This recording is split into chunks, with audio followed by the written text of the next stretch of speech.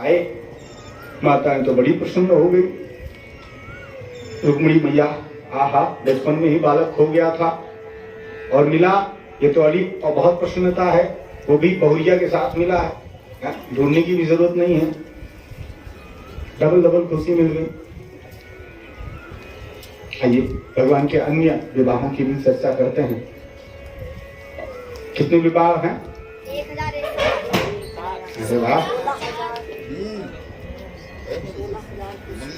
16,108।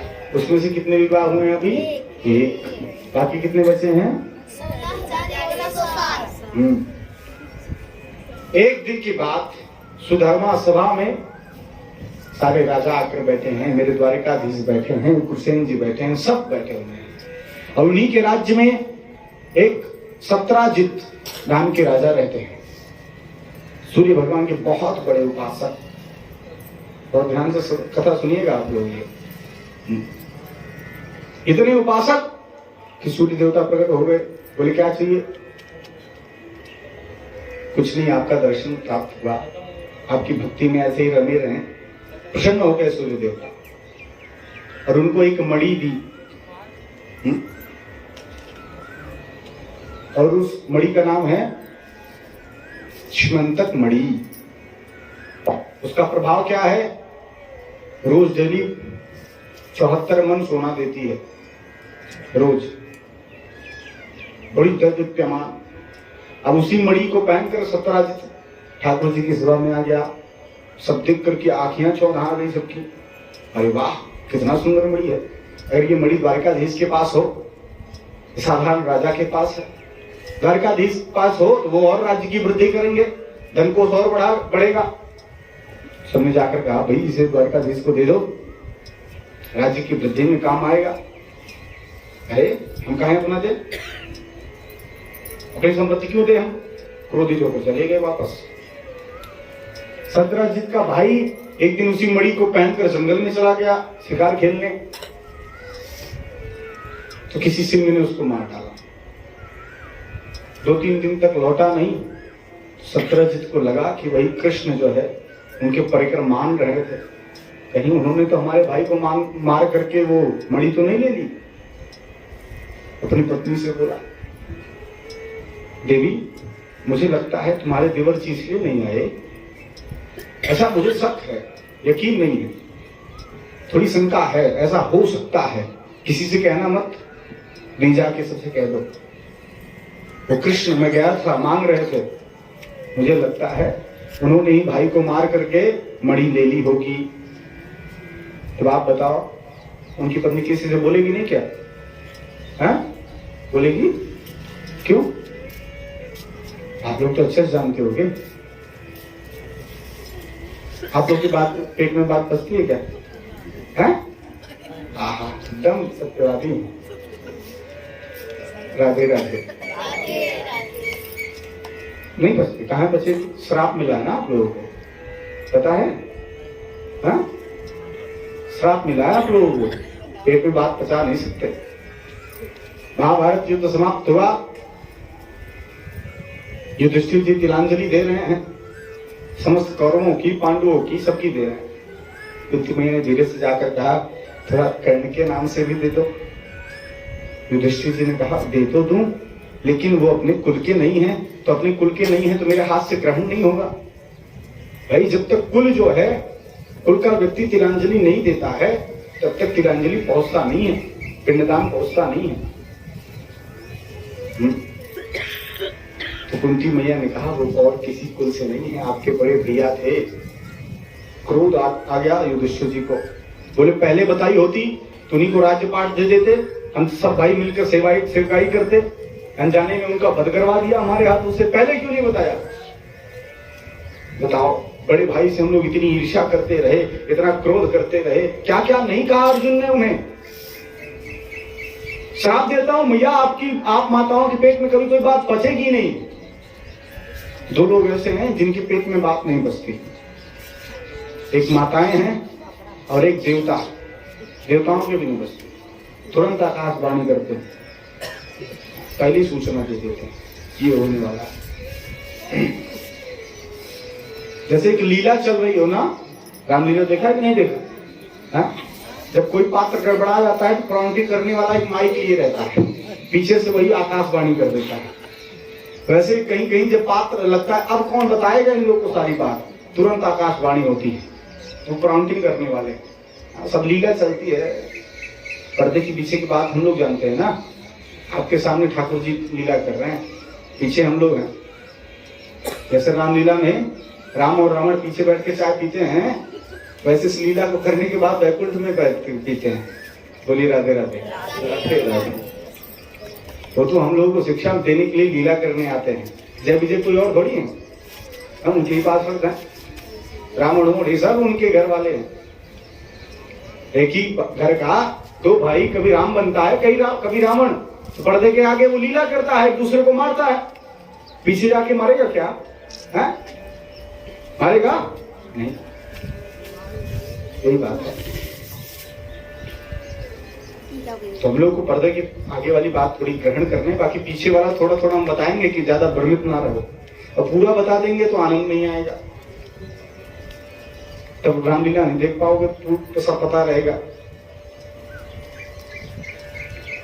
तुम कहां थे? किस बात पर बता रहे कि पेट में कोई बात बचती नहीं, बहुत जल्दी भूल जाते। अब उसने जाकर के अपनी पड़ोसन से कहा कि हमारे देवर जी आए नहीं, तो एकदम मेरी घनिष्ठतम है, एकदम निजी है, तुझसे तो कोई बात छुपाती नहीं, मैं किसी से कहना मत। मेरे पतिदेव को लगता है कि वो जो द्वारिकाधीश है ना, उन्होंने देवर जी को मार करके मणि ले ली होगी। किसी से कहना मत, तू मेरी विश्वास पात्र है इसलिए कह रही हूं। और उसने जाकर के अपने विश्वास पात्र से कहा, और उसने जाके अपने विश्वास पात्र से कहा। कुछ ही दिनों में करने करने जपन जना, और विश्वास पात्र से बढ़ते बढ़ते एक दिन कृष्ण के भी कान में पड़ गया। वो तो बोले बैठे बिठाए कलंक लग गया। उद्धव जी खड़े थे, उद्धव जी ने कहा क्या ठाकुर, कहीं चौथ का चंद्रमा तो नहीं देख लिया है? चौथ का चंद्रमा देखो तो कलंक लगता है। किसने देखा है अभी तक? किसी ने देखा चौथ का चंद्रमा?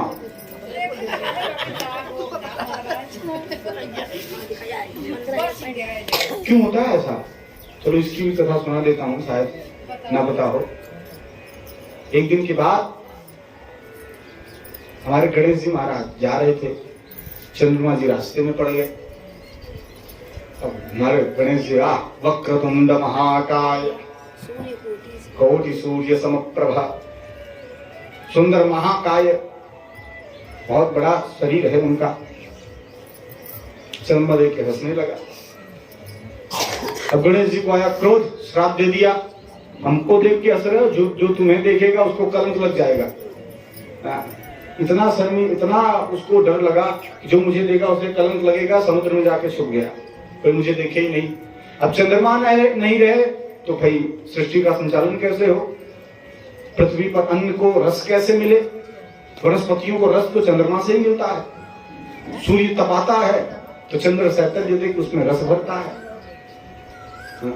सूर्य जो है क्रोध देता है, बढ़ाता है, वृद्धि करता है, लेकिन उसमें रस जो है, उसमें दाने सब चंद्रमा डालते हैं।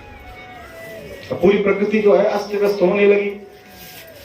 सबने जाकर चंद्रमा से कहा भाई आओ, ऊपर आओ, बिना आपकी देखो ना क्या है सृष्टि की दशा हो रही है। चंद्रमा ने कहा नहीं आ सकता, कोई भी मुझे देखेगा कलंकी हो जाएगा, कोई मुझे देखना पसंद नहीं करेगा। नहीं भैया ऐसा अपराध नहीं कर सकता मैं। सब देवताओं ने मिलकर कहा जिनका अपराध बना है उन्हीं से प्रार्थना करो, बड़े भोले भाले हैं, भोलेनाथ के पुत्र है ना, वो भी बड़े भोले हैं, हाँ माफ कर देंगे। चंद्रमा ने प्रार्थना की, खूब स्तुति की, तब गणेश जी प्रकट हो गए। पूछा वे प्रसन्न हो गए, बताओ क्या करें? चंद्रमा ने कहा बस ये जो श्राप दिया है इसको वापस ले लीजिए। गणेश जी ने कहा भाई श्राप तो मैं वापस नहीं ले सकता, वचन झूठा नहीं होता देवताओं का। हाँ एक काम हो सकता है। कितने दिन होते हैं साल भर में? 365। 364 दिन तुम्हें मुक्त करता हूं। ये चौथ के दिन एक दिन जो तुम्हें देखेगा उसे कलंक लगेगा। ना बाद में बताओ, सुनत रहा पता चले। विश्व में प्रश्न के लिए कैसे पता चले? उद्धव जी हंसने लगे, आपने कहीं चौथ का चंद्रमा तो नहीं देख लिया? कन्हैया ने कहा भाई शायद देख लिया हो। और आश्चर्य की बात, जिस दिन पहले तो अगर पता ना हो कि आज चौथ है तब तो नहीं देखेंगे, और कहीं पता चल गया आज के दिन देखने से कलंक लगता है, तो कहीं न कहीं दृष्टि जरूर चली जाती है। बोलिए राधे राधे राधे राधे। अच्छा, वास्तविकता में मनुष्य की प्रवृत्ति है, जो चीज मना करो ये मन वही करता है। बहुत ध्यान से सुनो। माता जी बोलिए, मत केवल सुनिए। अगर कोई मन में प्रश्न हो तो बाद में पूछिएगा को आकर के ना, अभी मत बोलिए। गांधी जी हमारे क्या कहते हैं? बुरा मत देखो, बुरा मत सुनो, बुरा मत कहो। और जितना उन्होंने ये तीनों नारा लगाया है उतना ही होता है। बुरा मत देखो, मन कहता है मत देखो, मत, उसको मत सुनाई नहीं देता है, उसको तो यही सुनाई देता है बुरा देखो। और ये तीनों नारा जब जब बोला जाता है वही तीनों चीज होता है। ये नारा थोड़ा बदलना चाहिए। अच्छा देखो, अच्छा सुनो, अच्छा बोलो। ये जब सकारात्मक दिमाग में आएगा तब वो चीज होगी। और ये मन जो है उल्टा ही काम करता है, जो चीज कहोगे वो नहीं करेगा, उसका उल्टा करेगा। ये मत नहीं सुनता ही नहीं है। इसको जो कहना है सीधा सीधा बोलो, अच्छा देखो, अच्छा सुनो, अच्छा कहो। जब आप निरंतर सकारात्मक सोच बनाएंगे तो धीरे धीरे मन भी उसी सकारात्मकता में ढल जाएगा। अब कन्हैया परेशान, बोले भैया पता किया जाए ये लीला क्या है। तो निकले मणि की खोज में, पता करते भाई कहाँ गया था इसका भाई। जंगल में पहुंचे तो वहां देखिए मरा पड़ा है, मणि है नहीं। शेर के पंजों का निशान था, शेर ने मारा था। पंजों का अनुकरण करते करते थोड़ी दूर के शेर भी मरा पड़ा था। वहां एक भालू का पैर जा रहा है, भालू के पैरों का अनुकरण किया। एक गुफा में पहुंचे जहां एक कन्या उसी मणि के साथ खेल रही थी। श्याम सुंदर को देखा तो चिल्ला के भगी अंदर। अंदर से भालू निकले, वो कोई और नहीं है, साक्षात जामवंत जी महाराज हैं। आए, बोले बिना पूछे किसी के घर में घुसते हो, कुछ ना पूछा ना बोला, सीधे आक्रमण। कन्हैया बोले बात करने आए, पहले तो पीटे, फिर खूब पीटे। हाँ, कहते हैं 27 दिन तक युद्ध चला। वैसे इसकी भी एक सुंदर इसी से जुड़ी हुई कथा है। जामवंत जी की अभिलाषा थी ठाकुर जी से लड़ने की। जब रामावतार में थे जामवंत जी ज्यादा लड़े नहीं, एक घुसा रावण को मारे हैं बस। जब सब परास्त हो गए, कभी कभी रावण इतना बलशाली, कभी कभी सबको मूर्छित कर देता था। तो जामवंत जी जब एक मुका मारते थे रावण भी मूर्छित हो जाता था। तो वो राम जी के साथ ज्यादा रहे, ज्यादा लड़ने का प्रयास नहीं, वो देखते थे चारों ओर दृष्टि घुमाकर। उनके समान कोई बलशाली नहीं दिखता था कि कोई जोड़ का द्वंद्व युद्ध करूं। उस पक्ष का एक रावण दिखता था, रावण और राम जी को मारना था, इसलिए लड़ नहीं सकते थे। और अपने पक्ष में एक राम जी दिखते थे, इनसे भी युद्ध कर सकता हूं, लेकिन भाई इन्हीं के पक्ष में हूं तो इन्हीं से कैसे युद्ध कर लूं। लेकिन राम सदा सेवक रुचि राखी, राम जी अपने सेवकों की सदैव रुचि रखते हैं। हाँ, उसी अभिलाषा को पूर्ण करने आए हैं। 27 दिन नस नस ढीली हो गई जामवंत जी महाराज की। बोले पास प्रभु पहचान गया, पहचान गया, और अभिलाषा है और पूरी करूं। बोले बस हो गया। प्रभु ने वहां दर्शन भी दिया है राम स्वरूप का। फिर पूछा कैसे आना हुआ। कन्हैया ने बताया भाई कलंक लगा है इसी मणि के चक्कर में, आप 2 मणि तो मैं जाऊं। बोले नहीं दे सकता। क्यों? इसको मैंने अपनी कन्या को दे दिया है, अब कन्या का धन मैं कैसे ले लूं? मेरा क्या अधिकार? जो एक बार कन्या को दे दिया कन्या का धन हुआ। तो कन्या ने कहा क्या किया जाए? जामुन जी का एक उपाय है। क्या? आप मेरी कन्या रत्न भी ले लो। कन्या को ले लोगे तो कन्या का धन आपका। बोलिए राधे राधे। तो महाराज वही जंगल में मंगल हुआ। ठाकुर जी जामवंती जी को लेकर के द्वारिका आए। ये प्रभु का दूसरा विवाह हुआ। बोलिए जामवती वल्लभ लाल की जय हो। मणि ले जा करके बुलाया सत्राजित को, बोले झूठे कलंक लगाते हो, ले जाओ अपनी मणि, तुम्हारा भाई ऐसे ऐसे पूरी लीला बताई, सब थूकने लगे। जब मणि चुराया था ठाकुर जी ने तो लोग क्या कह रहे थे, बचपन माखन चुराता था, मिश्री चुराता था, आदत गई नहीं, अब मणि मार के चुरा रहा है। भाई कितने भी अच्छे पद पे हो जाए आदत थोड़ी जाती है, लोग पहले ये कह रहे थे। और जब मणि दे दी तो लोगों की भाषा बदल गई, लोग कह रहे हैं अरे वो तो द्वारकाधीश है, उनको धन की कमी है क्या कि मणि चुराएंगे। ये संसार प्यारे किसी को छोड़ता नहीं है, चाहे जो हो, आप अच्छा करो या बुरा करो, संसार का काम है कहना। वो गधे वाली कथा थी ना, जो दो बाप पुत्र गधे को लेके जा रहे थे, संसार कहता रहा, पहले पैदल चल रहे थे तो बोले देखो कितनी बड़ी गधे हैं, गधे को साथ ले जाकर बैठ के नहीं जा रहे हैं। जब लड़का बैठता तो बोले कितना बेशरम है, बाप को पैदल चलवा रहा है। जब बाप बैठता कहते देखो कितना बेशरम, छोटे बच्चे को चलवा रहा है। उनको गधा को ही कंधे पे लाद के लेकर, बोले फिर भी गधे हैं, गधे को लेकर गधे के ऊपर लेके जा रहे हैं। आप चाहे जो करो, सड़क पे चल रहे हो एकदम सर उठा करके स्वाभिमान के साथ, संसार कहेगा देखो कितना घमंडी है, सर एकदम तना ही रहता है। और कहीं सर झुका के चल रहे हो तो पक्का कुछ गलत किया होगा। इधर उधर देख के चलोगे तो बहुत ताका जागी चलता। आप चाहे जैसे चलो, संसार कहेगा। जो संसार के चक्कर में पड़ता है वो कुछ नहीं कर पाता। संसार क्या कहेगा, संसार क्या कहेगा, इसके चक्कर में जो बड़ा आगे नहीं बढ़ पाया। बोलिए राधे राधे। राधे राधे। अब वही संसार सत्राजित को गाली दे रहा, देखो द्वारकाधीश पर लांछन लगाया था, द्वारकाधीश पर लांछन, अब उसको नहीं जीने दे रहे हैं संसार वाले। आया ठाकुर जी के पास, प्रभु पहले ये संसार आपको बोल रहा था, मुझे बोल रहा है, मेरे पास एक उपाय है, अगर आप स्वीकार करें तो मेरी एक पुत्री है सत्यभामा, उसके साथ विवाह कर लीजिए, और आप जब मेरे संबंधी बन जाएंगे तो संसार का मुंह बंद हो जाएगा। ठाकुर जी ने कहा आपकी जो आज्ञा, जो मन। ठाकुर जी तो कभी मना नहीं करते इन सब चीजों में। बोलिए राधे राधे। राधे राधे। कभी नहीं मना करते। सत्यभामा जी से सुंदर ढंग से, एकदम बेजोड़ ढंग से पाणिक ग्रहण संस्कार हुआ है। ठाकुर जी का तीसरा विवाह भी संपन्न हुआ। बोलिए सत्यभामा वल्लभ लाल की जय। 3 विवाह ठाकुर जी के हुए। अब विवाह में सत्राजित मणि फिर देने लगे दहेज में, बोले इसी के चक्कर में हुआ, इसको आप ले लो। ठाकुर जी ने कहा अगर आपने मणि दे दी तो ये संसार फिर बोलेगा, क्या बोलेगा, ये कृष्ण ने मणि के चक्कर में शादी की। बोलिए राधे राधे। इसलिए भैया आपको आपकी मणि मुबारक, रखे रहो। बोले नहीं, मन से संकल्प कर चुका हूँ, कन्या को दूंगा। तो बोले ठीक है, मेरा ही समझ के रखो, जिसमें से जो सोना निकले द्वारका भिजवाते रहना। बताओ ऐसी कोई ससुराली है जहां से 74 मन सोना आए रोज देवी? मेरे ठाकुर की है। ये 3 विवाह ठाकुर जी के संपन्न हुए।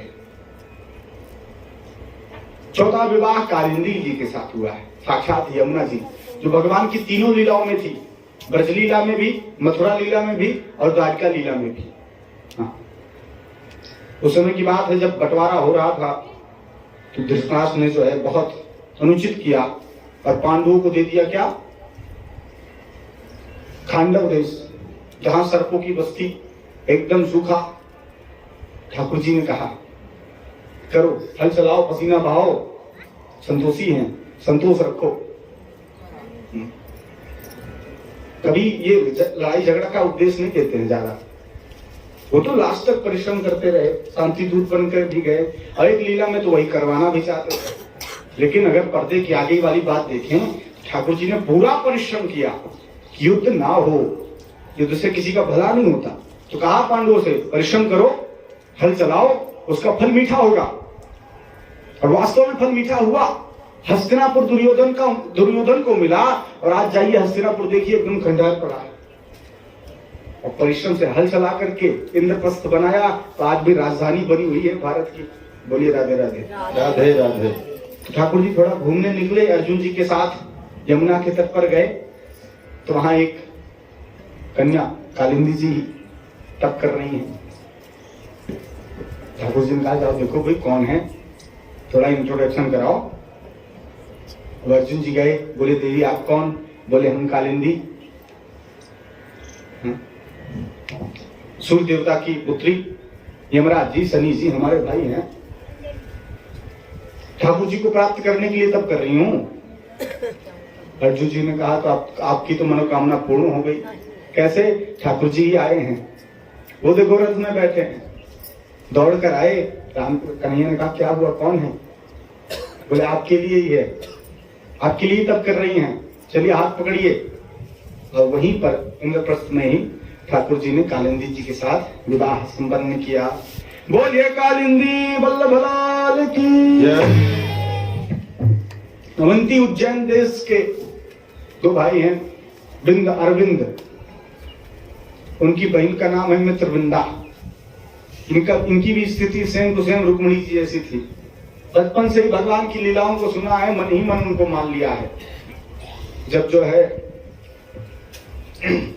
स्वयंवर होने लगा तो भाइयों ने पहले समझाया था, कन्हैया को वर्ण मत कर लेना भूल से भी, नहीं तो अपराध हो जाएगा, अनर्थ हो जाएगा, विरोध हो जाएगा।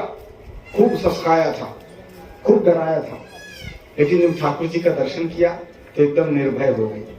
किसी का भी विरोध का उन्होंने कोई भान नहीं रहा और वरमाला ठाकुर जी के गले में डाल दी। जब बिंद अरविंद ने जो है विरोध किया, ठाकुर जी ने सबको धूल चटा के 9 तो 11 हो गए और आकर के मित्रविंदा जी के साथ विवाह संपन्न किया। बोलिए मित्रविंदा वल्लभ लाल की। कितने विवाह हो गए? 5। छठा विवाह अयोध्या के राजा है, नाम है नग्नजित। उनकी पुत्री है, नाम है सत्या। उनकी एक बहुत बेढंगी शर्त है। क्या? 7 बैल जिनको नर के गंध से ही चिढ़। शर्त ये थी कि एक साथ जो एक नाथ से, एक रस्सी से 7 का नाथ नाथेगा, उसी के साथ मैं अपनी पुत्री का विवाह करूंगा। बड़े बड़े राजा आए और अपनी अपनी हड्डी गुड्डी तुड़वा के गए। अब ये भी ठाकुर जी की लीलाओं को सुनी थी तो हृदय से ही ठाकुर जी को पुकारा। भाई बुलाने की जरूरत नहीं पड़ती है, एक बार स्मरण करें हृदय से, कोई भी हो। आज भी जो भी ठाकुर जी का स्मरण करता है हृदय से, ठाकुर जी तत्क्षण प्रकट हो जाते हैं। जब सत्या ने स्मरण किया, ये गजब मेरे पिता ने शर्त रखी है, ठाकुर जब आप ही आइए। जब स्मरण किया तो बिन बुलाए ठाकुर जी पहुंच गए। बोले भैया ग्वाले हैं, बचपन से गाय चराई, बैल किसका, खेत की मूली है। 7 रूप धारण करके एक ही साथ 7 बैलों की नथ में रस्सी डाली और सत्या जी के साथ विवाह संपन्न किया। बोलिए सत्या वल्लभ लाल की जय। मेरे ठाकुर की बुआ है, नाम है श्रुत कीर्ति। बचपन से ही ठाकुर जी को बड़ा पसंद करती है। भाई भतीजे हैं, उनकी पुत्री है, नाम है भद्रा, और उनके भाई हैं संत रदन। जाकर के अपनी बहना से पूछा कैसा दुल्हा चाहती है, कैसा वर ढूंढूं। पहले जो है कन्याएं वर का चयन करती थी, ध्यान से सुनो, वर कन्या का नहीं, कन्याएं वर का। आज की प्रचलन अलग हो गई, उल्टी हो चुकी है। पहले स्वयंवर लड़के का नहीं होता था, लड़की का होता था। बड़े बड़े राजा आ जाते थे, उनके गुणगायक सूत मंदी जन खड़े रहते थे, उनके बारे में बताते थे, इतने राज्य को जीता, इतने राक्षसों को मारा, ये किया वो किया। अच्छा लगता था तो वरमाला पहनाती थी, नहीं तो आगे बढ़ जाती थी। अब नुआंस लगती है, ये नहीं चाहिए, ये चाहिए, ये चाहिए, ये चाहिए ना। कन्याओं को इतनी स्वतंत्रता दी जाती थी, उनसे पूछा जाता था कैसा वर चाहिए। लड़कों की नुमाइश लगती थी, लड़कियों की नहीं। अब हो चुका है जो, अब तो वो खत्म हो चुका है। धीरे धीरे वही लीला आ रही है। माना ना समझात है ये। बोलिए राधे राधे राधे राधे राधे। अब तो अंदर ही अंदर बात क्या हो जाती है, कह जाते हैं ना, अंदर मार श्री राधे राधे।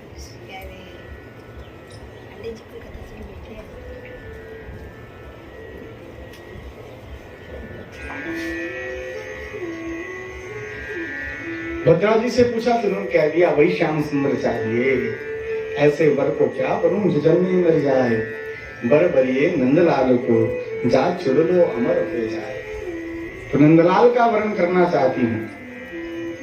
भैया रिश्तेदारी में लगते हैं, ठाकुर जी के पास निवेदन आया, बोले जो मर्जी, मना नहीं करते, मना वाला कोई काम नहीं।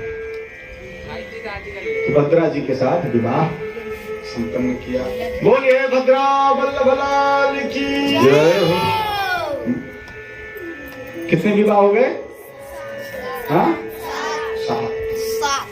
8वां विवाह लक्ष्मणा जी के साथ संपन्न हुआ है। द्रौपदी जी को थोड़ा अभिमान था एक चीज का, ये था कि हमारे जैसा स्वयंवर किसी का नहीं हुआ। वो मछली की आग भेजनी थी, बड़े बड़े योद्धा पराजित हो गए, तब जाकर के योद्धा मिले। बहुत अभिमान था और हर जगह अपनी स्वयंवर की लीला गाती थी। जब आकर के ठाकुर जी की रानियों के पास आई तो वहां पर लक्ष्मणा जी ने, वो एकादश स्कंद में कथा आती है, तो उन्होंने अपने स्वयंवर को बताया था, यहाँ पर नहीं है लेकिन वहां पर है, तो वहां से अध्याहार कर लेते। कुछ लीलाएं हैं जो अगर आगे ना हो तो पीछे से अध्याहार कर लेनी चाहिए। जैसे रामचरितमानस में जब सीता जी को छोड़कर लक्ष्मण जी जाने लगे तो वहां पर रेखा खींचने की बात नहीं है, वहां पर वर्णन नहीं है, लेकिन आगे कहा गया है, सीता जी कहती है अगर आज उस रेखा में रही होती तब वहां से अध्याहार कर लिया जाता। इसीलिए कहते हैं हमारे शास्त्रों की बातें इतनी गूढ़ है, बिना गुरु के द्वारा समझा नहीं जा सकता। बोली राधे राधे राधे राधे। हम चाहें कि अरे हम खूब रामायण पढ़ी थे गुरु जी, हम खूब जोड़ बाटे भागवत, नहीं, कुछ नहीं समझ में आएगा ना, कोई बात नहीं। बिना गुरु के मुख से निकला उसका पूरा प्रभाव नहीं होता। जैसे आपको एक दीवार तोड़नी है ना, क्या तोड़नी है, तो आप क्या करेंगे, बाजार जाएंगे और कारतूस लेके आएंगे, गोली, और जो हाथ में ले लेके मारने लगे दीवार टूटेगी। काहे डिस्टर्ब कर रहे भैया? अगर हम गोली दीवार पे मार रहे हैं तो क्या दीवार टूटेगी? नहीं। क्यों? निशान पड़ जाएगा। लेकिन अगर बंदूक में भर के मारेंगे तो अपने पूरे प्रभाव के साथ वही गोली दीवार को तोड़ के निकल जाएगी। ऐसे ही सारे ये गोलियां हैं, जितने ग्रंथ हैं, खुद जो है उनका प्रयोग करना चाहेंगे तो ज्यादा थोड़ा बहुत पढ़ेंगे तो निशान भले पड़ जाएगा हृदय पटल पर, लेकिन जब गुरु के मुख रूपी बंदूक से निकलता है तब उसका पूरा प्रभाव जीवन में प्रदर्शित होता है। बोलिए राधे राधे राधे राधे। तो लक्ष्मणा जी ने फिर अपना स्वयंवर बताया, बोले ऐसा ही मेरा भी स्वयंवर हुआ था, ऐसे ही मछली की आंख भेदनी थी, लेकिन आपके स्वयंवर में नीचे देखकर भेदनी थी, मेरे स्वयंवर में बिना देखे भेदनी थी। अरे द्रौपदी जी, मेरे स्वयंवर में आपके अर्जुन जी भी आए थे और कर्ण भी आए थे और दुनिया भर के जितने योद्धा थे सब आए थे और सब मुंह लटका के बैठे थे। तब मेरे यदुनंदन श्री कृष्ण ने तीर मार करके मेरा वर्ण किया था, वही लज्जित हो गए, अभिमान चोट हो गया। ये 8 विवाह ठाकुर जी का इस तरीके से हुआ। ये अष्टपट रानियां भी ठाकुर जी की हैं। अब कितने बचे हैं? 16,100। कहते हैं ये विवाह ठाकुर जी का एक ही साथ संपन्न हुआ। कैसे हुआ? प्राग ज्योतिषपुर का राजा था, नाम है भौमासुर।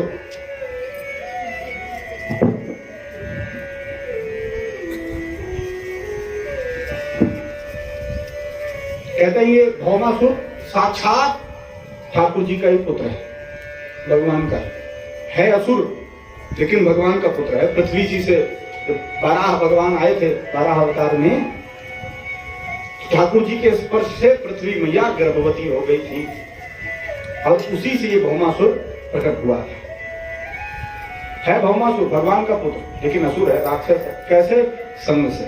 लेकिन इसने राक्षसों का, असुरों का संग किया। देखो भैया, चाहे भगवान के ही क्यों ना पुत्र हो, संग से राक्षस बन गया। और प्रहलाद जी राक्षस के पुत्र हैं, संग से, नारद जी के संग से महापुरुष बन गए, संत बन गए संग के संग से। तो संगात दोषार विवर्जिता, संग से दोष गुण आ जाते हैं। जैसा करेंगे संग वैसा होगा रंग। इसलिए सदैव सत्संग करना चाहिए। सत्संग का मतलब केवल नहीं, सत्संग। सत अर्थात सत्य, और संग मतलब साथ। जहाँ सत्य है, सत्य मैंने पहले भी निवेदन किया था, सत्य अर्थात केवल कृष्ण, उनके अलावा कुछ चीज सत्य नहीं है। तो उनका जो संग करते हैं, जो प्रेमी जन हैं, जो भगवान का सत्संग का संग करते हैं, उन्हीं का संग आपको करना है। इसने सत्संग नहीं किया, असुरों का संग किया, इसलिए असुर बन गया। ठाकुर जी कहा मैं इसको मार दूंगा, पृथ्वी मैया ने कहा नहीं ऐसा ना करिए, आप मुझ पर प्रसन्न हैं। ठाकुर जी वो तो है, मेरी एक बात भी मान लो, जब तक मैं ना कहूं मारना मत। ठाकुर जी कहा ठीक।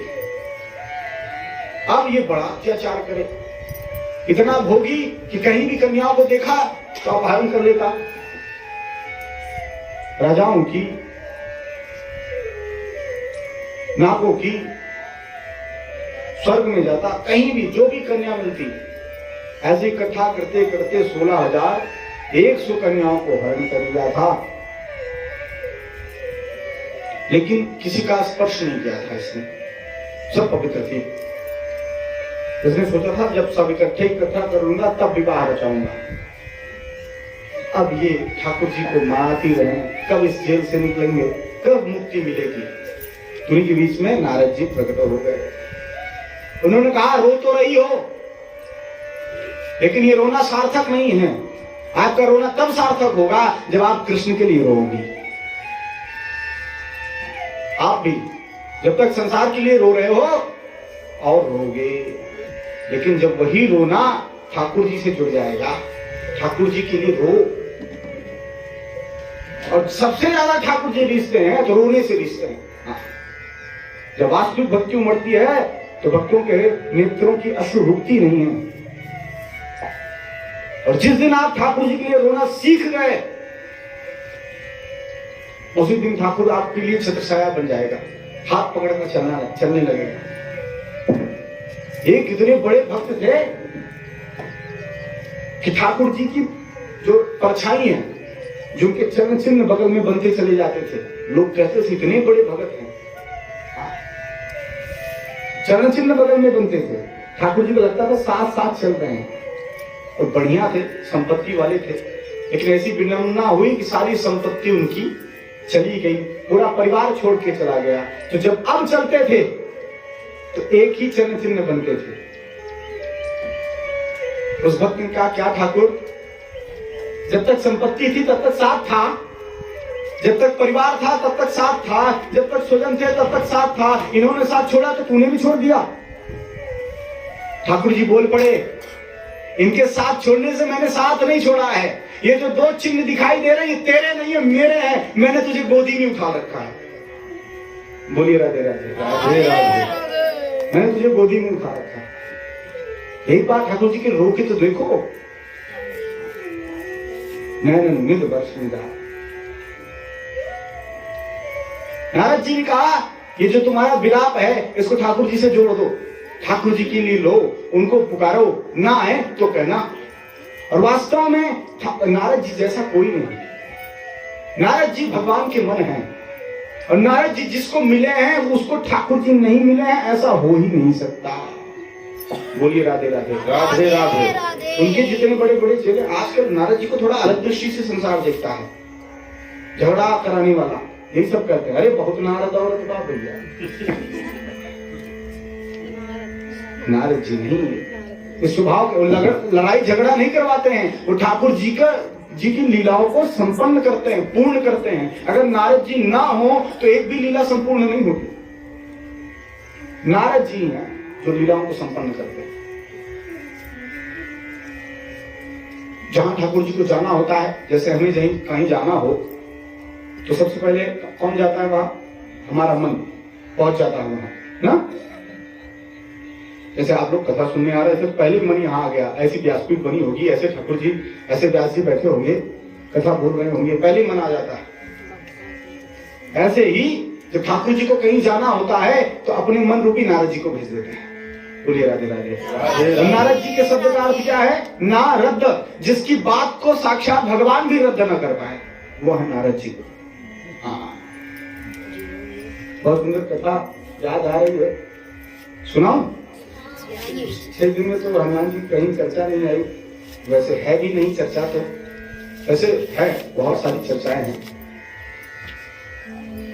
लेकिन परोक्ष रूप से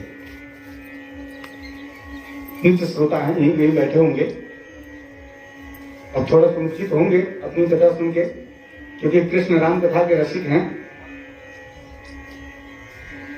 एक सुगंध नाम का राजा था, क्या नाम है? इतना सत्संगीत पूछिए मत। सुमेरु पर्वत पर सत्संग हो रहा था, चल दिया, रास्ते में नारद जी मिल गए। बहुत ध्यान से सुनिए। नारद जी ने कहा, कहाँ भैया? अरे गुरुदेव दंडवत, आपकी शिक्षा है सदैव सत्संग का पान करते रहो, उसी लिए जा रहा हूं। नारद जी ने कहा, बहुत सुंदर, वाह, जाओ। थोड़ा सा आगे बढ़े नारद जी ने, अच्छा सुनो सुनो, कहाँ तुम जाओगे? सबको प्रणाम भी करोगे? अरे ये तो आपकी प्रथम शिक्षा है कि बड़ों का अभिनंदन करना है। तो वहां तुमको विश्वामित्र जी भी मिलेंगे, उनको प्रणाम मत करना। अरे संत का अपमान, उनको क्यों प्रणाम नहीं करना? अरे वो भी पहले तुम्हारी तरह राजा ही थे, अब बन गए हैं ब्रह्मर्षि राजर्षि जो भी है। और ऐसे पट्टी पढ़ाई की सुगंध मान गया और गया, सबको प्रणाम किया, और उसी बीच में विश्वामित्र जी बैठे थे, उनको प्रणाम नहीं किया। और सबसे कठिन जाति अपमाना। अरे किसी के समाज में आप बैठे हो और जाति को लेकर के आपका अपमान कर दिया जाए, सबसे ज्यादा वही दारुण दुख होता है। उसी जाति के अपमान को लेकर तो सती जी जो है भस्म हो गई। भाई शंकर जी को नहीं बाग दिया, बाकी सबको दिया, उसी पर तो उनका पारावार गर्म हो गया। अब तड़कते भड़कते अयोध्या है, ओठ लाल, नेत्र लाल, ओठ फड़फड़ा रहे हैं, कहां है राम? लक्ष्मण जी द्वारपाल बने हुए हैं, ठाकुर जी की सेवा में है। दौड़ कर आए, गुरुदेव को दंडवत किया, क्या हुआ गुरु जी? दास को आज्ञा दें, स्वामी थोड़ा विश्राम कर रहे हैं। हाँ, राजा सोता है तभी रात्रि में ऐसी अनुचित घटनाएं होती हैं। और इतनी जोर से बोले, राम जी को सुनाया, दौड़ कर आए, गुरुदेव के चरणों में प्रणाम किया, क्या हुआ? संत का अपमान हो रहा है तुम्हारे राज्य में, क्या हुआ? अपमान हुआ है। सारी कथा बताई, तुरंत राम जी ने प्रतिज्ञा की, गुरुदेव आपके चरणों की सौगंध खा के कहता हूं, जो सर आपके चरणों में नहीं झुका वो कल सर ही नहीं रहेगा, घोषणा कर दी। अब ये बात सुकंद को पता चली, अब वो बेचारा रोए। अब नारद जी को ढूंढे तो नारद जी मिले नहीं। बोलिए राधे राधे राधे राधे। अब ढूंढता फिर रहा है, कहाँ है कहाँ है? पहले तो शिक्षा देने आ गए थे। ऐसे कौतुकी महात्मा नारद जी प्रकट हो गए। अब रोता रोता, मर जाऊंगा गुरुदेव बचाओ। नारद जी ने कहा, किसको नहीं मरना है, जो आया है उसे जाना है। बोले ठाकुर जी मैं मरना नहीं चाहता। नारद जी बोले ऐसे नहीं कहते, जिसकी गति जैसी है उसे मरना ही है, एक दिन सबको मरना है। बोले नहीं नहीं, राम जी मार देंगे। तब तो बोले और अच्छी बात है, राम जी के हाथ से मरोगे सीधे आपको वैकुंठ मिलेगा। बोले मैं मरना नहीं चाहता। और खूब जब रो रो के गिड़गिड़ाया, पहले आप ही शिक्षा देने आए थे, मैं कितना सुंदर सत्संग सुनने जा रहा था, सबका अभिवादन सत्संग करता था, सबका चरण वंदन करता था। आपने कहा आपके कहने से ऐसा कहा। नारद का ऐसा, रुको कुछ करता हूं। हाथ पकड़ करके एक पहाड़ की चोटी पे ले गए और बोले दूर से दिखाया, वो गुफा दिख रही है, हाँ वहां से अंजना मैया रहती है, और जाकर खूब रोना। और जब वो निकले प्राण बचा मान ले। अब सुकंद गया, खूब रोया। अब निकली अंजना मैया, और उसको दीनहीन रोते हुए देखा तो द्रवीभूत हो गई। क्या चाहिए? कोई मुझे मार देगा। तो आप ही आश्रय हैं, हनुमान जी से कहिए ना थोड़ा रक्षा करें। हाँ ठीक है, जाओ तुम्हारी रक्षा होगी। भाई हनुमान जी की माँ है। श्री कृष्ण गोविंद हरे मुरारे, हे नाथ नारायण वासुदेवा। कृष्ण गोविंद हरे मुरारे, हे नाथ नारायण वासुदेवा। हे नाथ नारायण वासुदेवा, हे नाथ नारायण वासुदेवा। वचन दे दिया, रक्षा होगी। सुकंद वही बैठा रहा, नित्य प्रति के भांति मेरे हनुमंत लाल माँ का दर्शन करने आए। माँ को थोड़ा रूठा हुआ देखा तो पूछा, क्या हुआ मैया? तो मैया ने कहा, हनुमान आज कुछ चाहिए तुमसे, आदेश करो माँ। किसी को मैंने प्राण भिक्षा दी है, उसकी रक्षा करनी है तुम्हें, कसम खाओ उसकी रक्षा करोगे। हनुमान जी ने कहा, आपका आदेश ही काफी है, कसम खाने की क्या जरूरत? नहीं, कसम खाओ। ठीक है, मैं राम जी के चरणों की सौगंध खा के कहता हूं, मैं उसकी रक्षा करूंगा। अब वो भागता हुआ आया, अरे राम जी मुझे मार देंगे, राम जी मार देंगे। अंजना मैया ने कहा, तुम तो कह रहे थे विश्वामित्र जी, हाँ वो मरवाएंगे, राम जी मारेंगे। अब बड़े चक्कर में हनुमान जी, एक तरफ माँ एक तरफ स्वामी। अब सुबह हुआ, चतुर्मुखी सेना सज रही है, लक्ष्मण जी सबको तैयार कर रहे हैं, राम जी भी एकदम धनुष तोड़ी लेकर तैयार हो रहे हैं। हनुमान जी गए, धीरे से कहा, प्रभु कहाँ? अरे तुम्हें पता नहीं है, सुगंध को मारना है, उसने गुरुदेव का अपमान किया है। हनुमान जी ने कहा, प्रभु छोड़ दीजिए ना। अरे कैसी बात करते हो हनुमान, उसने गुरुदेव का अपमान किया है और मैंने गुरुदेव के चरणों की सौगंध खाई है, मैं उसे मारूंगा। हनुमान जी ने हाथ जोड़कर कहा, प्रभु मैंने आपके चरणों की सौगंध खाई है, मैं उसे बचाऊंगा। राम जी ने कहा, ठीक है भैया, तब तुम अपना काम करो, हम अपना काम करेंगे। अब हनुमान जी गए, सुकंद का हाथ पकड़ा, गब्बर बन में ले गए। अब कहते, कहाँ ले जा रहे हो हनुमान जी? बोले, तुमने मेरा पता ठिकाना छुड़वा दिया, जहां ले चलो चलो। अब लिख गए और बिठा दिया और एक ही बात कही, अगर राम जी से टक्कर लेना है तो एक चीज का ही सहारा लेना पड़ेगा। क्या? मंत्र जाप मम दृढ़ विश्वासा। राम को अगर कोई पराजित कर सकता है तो केवल राम नाम है। खूब करताल उठा ली और बोले, मेरे साथ संकीर्तन कर, तभी तेरी रक्षा होगी। और उन्होंने संकीर्तन शुरू कर दिया, श्री राम जय राम जय जय राम, सिया राम जय राम जय जय राम, श्री राम जय राम जय जय राम, श्री राम जय राम जय जय राम, श्री राम जय राम जय जय राम, श्री राम जय राम जय जय राम, श्री राम जय राम जय जय राम, श्री राम जय राम जय जय राम, श्री राम जय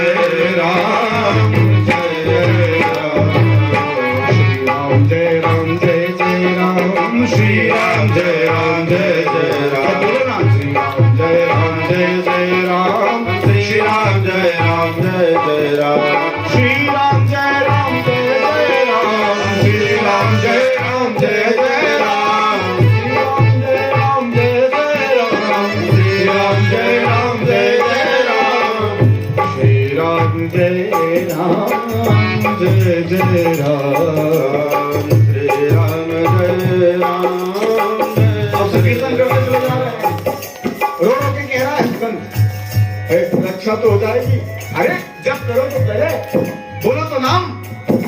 ओ श्री राम जय राम जय जय राम, श्री राम जय राम जय जय राम, श्री राम जय राम जय जय राम, श्री राम जय राम जय जय राम, श्री राम जय राम जय जय राम, श्री राम जय राम जय जय राम, श्री राम जय राम जय राम, श्री राम जय राम जय जय राम, श्री राम जय राम जय जय राम, श्री राम जय राम जय जय राम, श्री राम जय राम जय जय राम, श्री राम जय राम जय जय राम, श्री राम जय राम जय जय राम, श्री राम जय राम जय जय राम, श्री राम जय राम जय जय राम, श्री राम जय राम जय जय राम, श्री राम जय राम जय जय राम, श्री राम जय राम जय जय राम।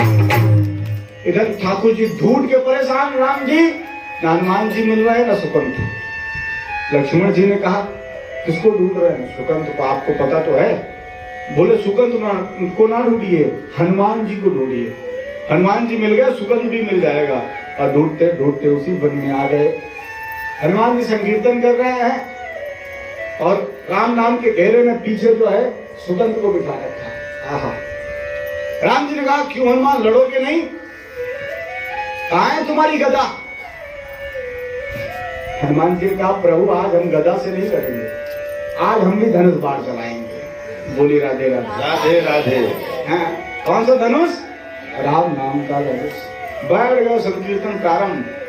राम जी अमोघ अमोघ बाणों का संधान करते हैं सुगंध के ऊपर, लेकिन सब जाकर भस्म हो जाते हैं, कुछ प्रभाव नहीं। बहुत देर तक तीर चलाते रहे, कुछ बाल बाका ही नहीं हो रहा। लक्ष्मण जी को बड़ी चिंता हुई, उनके लिए तो केवल राम जी ना, राम जी के अलावा किसी को नहीं सेकते, चाहे हनुमान जी क्यों हो। पिता तक को नहीं छोड़ा। कैसे नहीं बिठाएंगे रत्न को? देख लूंगा मैं, आप चलो बैठो, देख लूंगा। किसी को नहीं छोड़ते, हनुमान जी कैसे छोड़ते? तो लक्ष्मण जी ने सुगंध की ओर बाण नहीं चलाया, किसकी ओर चलाया? हनुमान जी की ओर। और जैसे ही बाण को छोड़ा, बाण जाकर के हनुमान जी के हृदय में लगा, और बाण लगा हनुमान जी को, मूर्छित हो गए राम जी। बोलिए राधे राधे। राधे राधे। सारथी दौड़कर लक्ष्मण जी के पास गया। अरे राम जी तो स्वामी स्वामी स्वामी क्या हो गया, चल के देखिए। दौड़ करके लक्ष्मण आए तो प्रभु मूर्छित। तो बाण हनुमान जी के हृदय में स्थित राम जी को लग गया। बोलिए राधे राधे। राधे राधे। कुछ देर बाद राम जी को होश आया, हनुमान जी को देखते हैं, रक्त गिर रहा है। हनुमान जी के रक्त गिर रहा है, राम जी के अश्रु गिर रहे हैं। हनुमान, मेरी वजह से तुम्हारी ये स्थिति, मैं तो तुम्हारा ऋणी हूं, तुम मेरे धनी हो, मेरे सेठ हो। राम जी अपने आप को ऋणी मानते हैं, क्योंकि कहते हैं तुम्हारे उपकारों से मैं उऋण नहीं हो सकता, मैं तुम्हारे किए गए उपकार को पूर्ण भी नहीं कर सकता। हाँ, कैसे नहीं कर सकता? क्यों नहीं कर सकता? आप भी जो है सारी चीज कर सकते हो, क्यों? तो राम जी कहते हैं, उसने जैसे जैसे जिस परिस्थिति में मेरी सहायता की है, मैं कभी नहीं चाहूंगा कि उस परिस्थिति में हनुमान फंसे। जैसे आधी रात्रि को आपके किसी स्वजन को, कोई आपका मित्र है, उसकी खूब तबीयत खराब हो जाए और आप आधी रात को लेके भागो हॉस्पिटल और उसकी रक्षा करो, और वो कहे हम भी तुम्हारी ऐसे ही कर्ज उतार देंगे, तो मतलब तुम्हें भी आधी रात को बीमार पड़ना पड़ेगा, तब वो तुम्हारा कर्ज उतारेगा। राम जी कहते हैं, मैं कभी नहीं उतार सकता हनुमान का कर्ज, क्योंकि मैं कभी नहीं चाहूंगा कि मेरा हनुमान उस स्थिति में कभी आए। इसलिए सदैव राम जी कभी नजर उठाकर हनुमान जी की ओर देखते नहीं। कभी नहीं देखते। राम दरबार सजाया, हनुमान जी सर झुका करके चरणों के पास बैठे हैं। राम जी एक तक हनुमान जी को निहारते हैं। हनुमान जी को लगता है प्रभु देख रहे हैं, और जैसे देखने लगते हैं राम जी नजरें फेर देते हैं। दिन भर यही करते रहे। सीता जी ने पूछा, आप निहार रहे तो निहारते, जो हनुमान जी देखने लगते हैं आप नजरें क्यों चुरा लेते हैं? राम जी कहते हैं, देवी, कभी भी कोई ऋणी अपने धनी से आंखें लड़ा सकता है क्या? आंखें मिला सकता है क्या? वो मेरे धनी हैं, मैं उनका ऋणी हूं, उनका कर्जदार हूं, मैं कभी नजरें नहीं मिला सकता। रो रहे हैं यही सब बातें कहकर, बार बार हृदय से लगा रहे हैं हनुमान हनुमान। हृदय से लगाते हैं, फिर छोड़ देते हैं, फिर हृदय से लगाते हैं। हनुमान जी को अवसर मिला, पीछे से सुगंध को निकाला और आगे कर दिया। अब की बात हनुमान जी को नहीं, सुगंध को ही गलोइयां कर ली राम जी ने। हनुमान जी हंस पड़े और बोले, प्रभु अब ये सुगंध को आपने अपना लिया है, अब मारो चाहे छोड़ो। राम जी हंसने लगे। हनुमान, जिसकी रक्षा तुम करो उसका कोई बाल बाका कर सकता है? तब तक विश्वामित्र जी आते हुए, अब सब घबराए, अब क्या जवाब दिया जाएगा? यहाँ तो गठबंधन हो गया। हनुमान जी ने सुगंध को धीरे से इशारा किया, जाओ, जो पहले नहीं किया था अब करो। सुगंध दौड़ कर गया, विश्वामित्र जी के चरणों में लोट पड़ा और खूब बढ़िया से लोटा। और संत का तो हृदय दयालुता से भरा होता है। प्रसन्न हो गए, प्रणाम में बहुत संत बड़े निर्मल स्वभाव के होते हैं। छड़े रुष्टा, छड़े तुष्टा। बोले उठो, संत का काम संहार नहीं होता, सुधार होता, जो तुम्हें हो चुका है। सारी लीला विश्राम हुई, तब जाकर के सबने सुगंध से पूछा, भैया तुम तो बड़े सत्संगी थे, ये संत का अपमान करो, ये दुर्बुद्धि तुम्हें किस कुसंग से आई? सुकंत हाथ जोड़कर कहता है प्रभु कुसंग से नहीं सत्संग से आई है। नारद जी का नाम लेने वाले थे तब तक नारद जी प्रकट हो गए। बोले प्रभु ये सब मैं नहीं किया। क्यों? अरे मैं जहां जाता लोग एक ही बात पूछते, क्या राम बड़ा या राम का नाम? तो मैंने कहा ऐसी लीला कर दे कि सिद्ध हो जाए कि राम से बड़ा राम का नाम, राम से बड़ा राम का नाम। श्री राम जय राम जय जय राम, श्री राम जय राम जय जय राम, श्री राम जय राम जय जय राम, श्री राम जय राम जय जय राम। तो हम लोग की कथा थोड़ी अलग हो गई है, आनंद आया। कुछ भी हो, हनुमान जी है, राम कथा का भी अलग आनंद है। अभी तो मेरा अयोध्यावासी हो रहा है, तो कभी कभी जो है अयोध्या में जब जाता हूँ तो मुख से सब, वैसे मुझसे सब राधे राधे करते हैं, वहां पे कोई सीताराम नहीं करता। ऐसी स्थिति हो गई है कि मेरा नाम कोई नहीं जानता, लगभग सब राधे राधे जी बुलाते, लेकिन वहां पे मुझसे, मेरे मुंह से सीताराम करता। अब क्या करूं? जिस भूमि में जाओ वही रंग चढ़ जाता।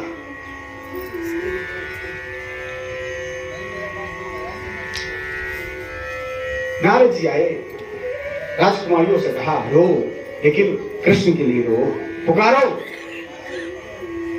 तब पुकार के देखो एक बार।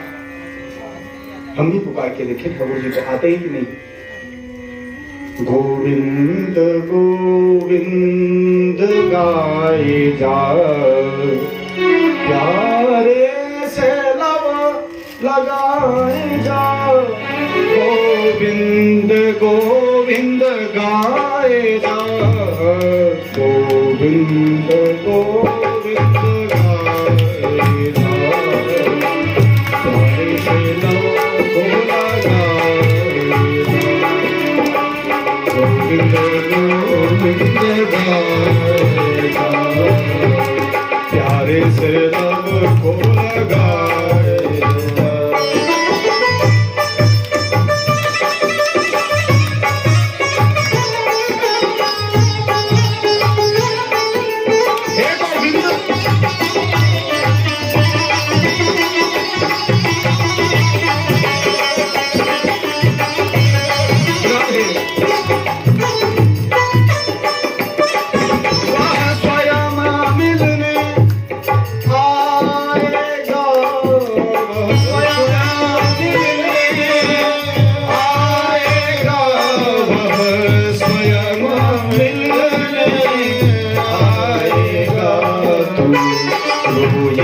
उसको बुलाएगा,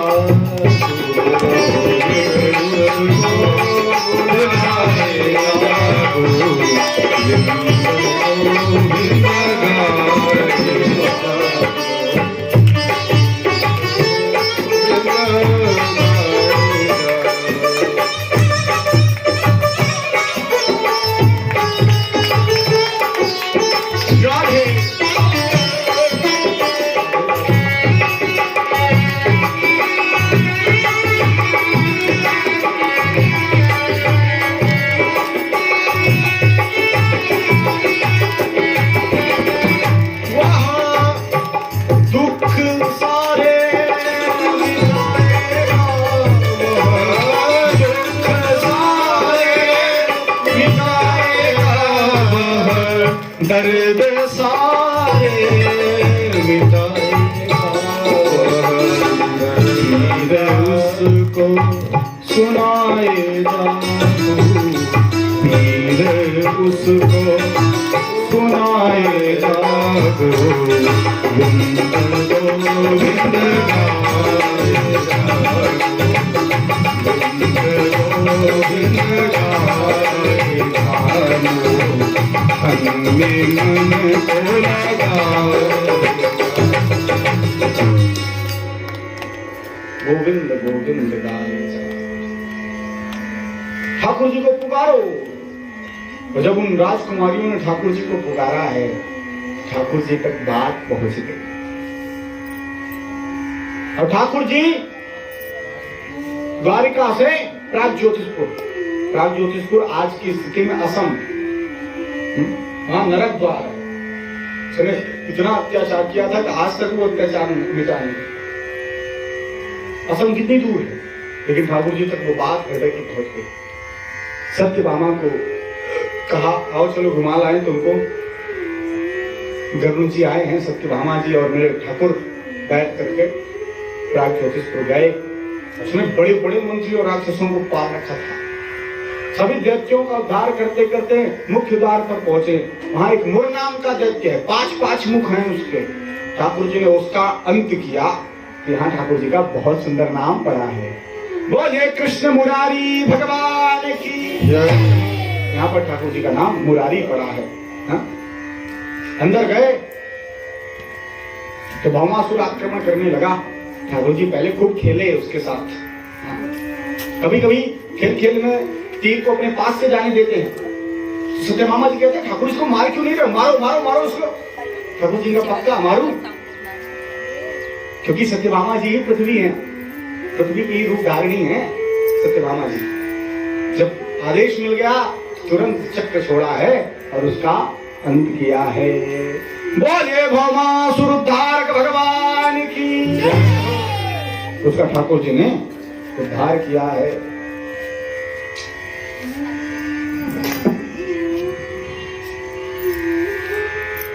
सबने ठाकुर जी को प्रणाम किया। नमो ब्रह्मण्य देवाय गो ब्राह्मण हिताय च जगद्धिताय कृष्णाय गोविंदाय नमः। सबने प्रणाम किया है। कहते हैं भागवत जी में इतना वर्णन है कि ठाकुर जी ने एक एक राजकुमारी से उसका पता मांगा है और सबकी व्यवस्था की है घर जाने की। लेकिन घर गई तो घर वालों ने स्वीकार नहीं किया। खूब कहती रह गई हम पवित्र हैं पवित्र हैं पवित्र हैं। लेकिन घर वालों ने कहा हम मान लेते हैं आप पवित्र हो, लेकिन संसार नहीं मानेगा। इतने दिन बाद आई हो, इतने दिन तक राक्षस की कैद में रही हो, संसार स्वीकार नहीं करेगा। और जब संसार स्वीकार नहीं करता, पहले हम खूब संसार में भटकते हैं, तो सारी राजकुमारियां ठाकुर जी की शरण में आ गई। तो सारे दरवाजे बंद हो जाते हैं, मैं ठाकुर का दरवाजा खुला रहता है। ठाकुर जी ने स्वीकार कर लिया। कहा ना जन्म जन्म का साथ है हमारा तुम्हारा, हमारा तुम्हारा। जन्म जन्म का साथ है हमारा तुम्हारा, हमारा तुम्हारा। अगर न मिलते सही देते जन्म दोबारा, जन्म जन्म का साथ है हमारा तुम्हारा। जब भी जन्म मिलेगा सेवा करेंगे तेरी, जब भी जन्म मिलेगा सेवा करेंगे तेरी, जब भी जन्म मिलेगा सेवा करेंगे तेरी। हे जन्म जन्म का साथ है हमारा तुम्हारा, हमारा तुम्हारा। ठाकुर जी हमारा आपका तो जन्म जन्मांतरों का साथ है। हाँ। ठाकुर जी ने 16,100 मंडप बनवाए हैं, पूरी व्यवस्था एक साथ की है। और ठाकुर जी ने उतने अवतार उतने स्वरूप धारण करके सबके साथ विवाह संपन्न किया है। बोलिए बहुवल्लभ लाल की विवाह संपन्न हुआ। कितने 16,108 इतने विवाह ठाकुर जी के संपन्न हो गए। अब तो भागवत जी तो कहती हैं कि एक एक रानी से 10-10 पुत्र और एक एक पुत्री प्राप्त हुई है। अब गणित लगाओ कितना बड़ा परिवार हुआ होगा। बताओ भैया कृष्णा कितने हुए? एक एक रानी से 10-10 पुत्र और एक पुत्री हुई है। 16,108 रानियों के कितने हुए पूरा परिवार जोड़ के बताओ, जनगणना करके बताओ। 3,77,108। इतना बड़ा परिवार हो गया है। अब वो भी लीला भी बंद थोड़ी होगी, ये तो ऐसे संख्या बढ़ रही है। हाँ, पुत्रों के भी पुत्र होंगे। अभी आगे आगे आगे आप कथा सुनेंगे। कहते हैं 55 करोड़ से भी ज्यादा केवल ठाकुर जी का परिवार हुआ था। यदुवंशी छोड़ दिया था। इतना विशाल परिवार। लोग कहते हैं बड़ा इस क्षेत्र पे, अरे वाह ठाकुर जी ऐसी तरह ब्याह किया, हम कर ले। क्यों किया ये तो पहले देखो। पूरे संसार में जिसका तिरस्कार कर दिया ठाकुर जी ने उनको अपनाया है। करके देखो, द्विज कर लो तो पता चल जाए। ठीक से ना होता ज्यादा से ज्यादा आजकल तो इतनी विडंबना है महाराज। जो नई नई शादियां हो रही हैं, 1-2 साल होते होते ही डिवोर्स हो जाता है। चाहे जैसे करवाओ, चाहे जैसे करवाओ, 1-2 साल होता है खटपट शुरू कर लो।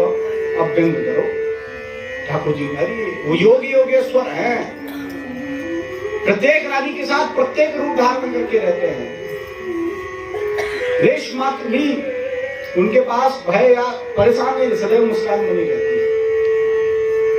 इतना बड़ा परिवार है। एक बार नारद जी देखने आए, कैसे मैनेज करते होंगे ठाकुर। नारद जी आए, सबसे पहले रुक्मिणी जी के महल में घुसे। घोड़े पर ठाकुर जी लेटे हैं, लक्ष्मी जी चरण सम्मान कर रही हैं। नारद जी को आते देखा, प्रभु दौड़ पड़े, भगवानी की आओ नारद जी, गृहस्थ है, गृहस्थ धर्म है, संतों का सम्मान करना। बिठाया, उसी झूले पर बिठाया। तब तक रुक्मिणी जी अंदर गई। आधा लीटर का चांदी का गिलास, उसमें शीतल जल भरा और 2 गुलाब, 2 छेना ले आए। नारद जी के सामने रखा। नारद जी ने सुंदर, छेना बहुत उनको अच्छा लगता है, छेना बहुत अच्छा लगता है। तो 2 छेना खाया, छोड़ा नहीं।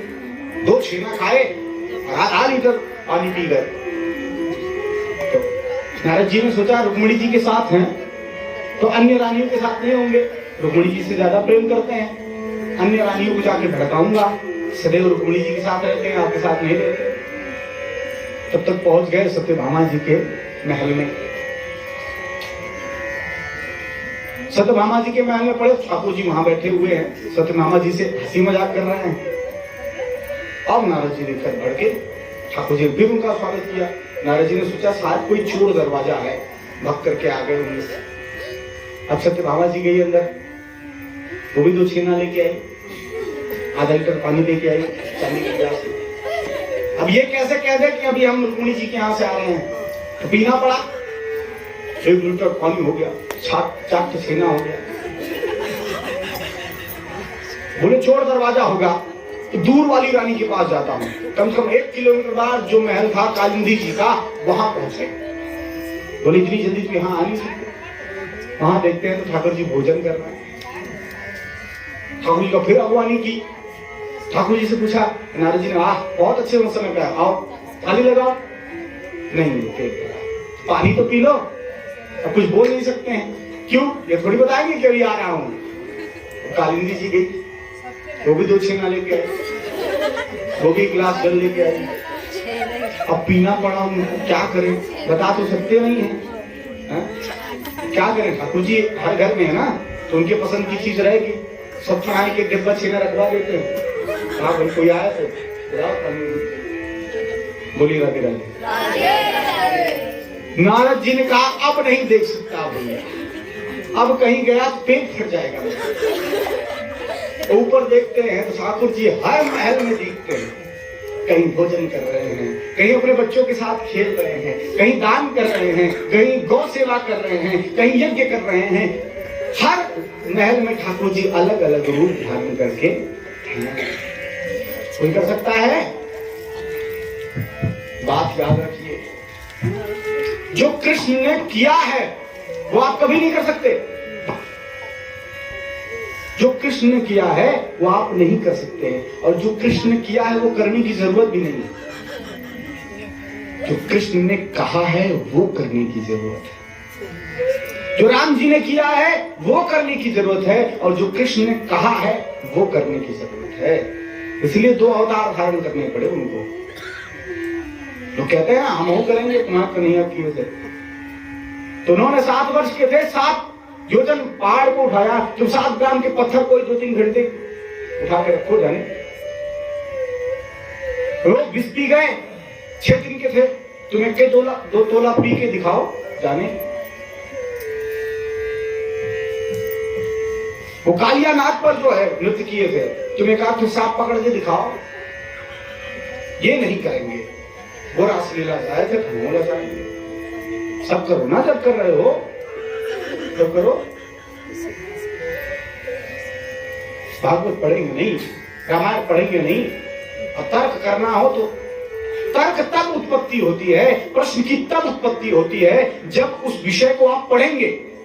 भाई पाठ को पढ़ा नहीं तो आप प्रश्न कैसे पूछ रहे हो? बिना पाठ के प्रश्न नहीं होता है। होता है, पढ़ा है किसी ने, पाठ पढ़ने के बाद ही तो प्रश्नावली होती है कि इस कथा में, इस पाठ में इसने किसने क्या किया। पाठ पढ़ा नहीं, प्रश्न पूछे। और जो पाठ बिना पढ़े प्रश्न पूछोगे वो तर्क नहीं होता, वो कुतर्क होता है। ऐसे कुतर्कों के लिए हम लोग नहीं बने। बोलिए राधे राधे। नारद जी भी देखने आते हैं। अब तो ठाकुर जी के जो पुत्र अवतार दिए उनका भी विवाह हो रहा है। एक बार रुक्मी आए, रुक्मणी जी के भाई, बोले भैया सब भूल जाओ जीजा जी, वो सब गलती से हो गया जो हो गया। फिर से एक बार संबंध स्थापित कर लेते हैं। मेरी नातिन है और आपका नाती अनिरुद्ध, उसके साथ विवाह कर देते हैं। ठाकुर जी ने कहा कोई बात नहीं साले साहब, देर आए सवेर आए तो सही। विवाह अनिरुद्ध जी का बारात लेकर के गए। बलराम जी पूरा यदुवंश गया, रुक्मी जी ने खूब स्वागत किया। बलराम जी और रुक्मी और यदुवंशी और रुक्मी के और थोड़े मित्र यार थे, सब मिलकर के जुआ खेलने लगे। देखो क्या होता है जुए से, जुआ खेल रहे हैं। और रुक्मी थोड़ा कहीं ना कहीं चिढ़ती ही ठाकुर जी से, तो रुक्मी बार बार हार जाता, बलराम जीत जाते हैं। और रुक्मी मानता नहीं कि तुम जीते हो। बलराम जी बार बार कहते हैं भैया हम जीते हैं, काहे नहीं मान रहे। रुक्मी कहता नहीं, तुमने छल किया है, छल किया है। बलराम जी का कोई सूर्य देवता साक्षी है, उनसे पूछ लेते हैं। आप कहेंगे रात को है विवाह, क्या सूर्य भगवान होंगे? रात को विवाह नहीं होता भैया, दिन में होता है। कब होता है? रात्रि कौन विवाह होता है? हो गई। हमारे यहाँ रात्रि में विवाह नहीं होता, दिन में होता है। सूर्य साक्षी होते हैं। जब जो है मुगलों का शासन आया, बहुत ध्यान से सुनो, मुगलों का शासन आया तो क्या करते थे, कहीं विवाह हो रहा होता है तो दौड़ मतलब जाते थे और वहां की जो वधुएं होती है उनका अपहरण करके ले जाते थे। हठात जबरदस्ती छीन के ले जाते थे। तो लोगों ने क्या किया, रात को चुपके विवाह करा के रात ही रात भेज देते थे कि ये मुगल देख ना पाए। हमारे यहाँ तक का भी पर्दा है, घूंघट का, नेत्रों का पर्दा है यहाँ तक का। हाँ क्या करे, बहन बेटियों की इज्जत जा रही थी तो घूंघट कर करके जा रहे थे। मुगल तो चले गए लेकिन पद्धति हमने नहीं बदली, मुगल चले गए। नेत्र तक का पर्दा सीता जी से ही प्रारंभ हुआ है। पहले तो वहां वो भी पर्दा नहीं होता था। जो वधुएं होती थी वो पुत्री के समान देखी जाती थी। ऐसा वर्णन आया है कि दशरथ जी अपने गोदी में बिठाकर सिया जी को लाड प्यार करते हैं, सिया सिया कहते हैं। इतनी छोटी छोटी इतना प्यार होता था।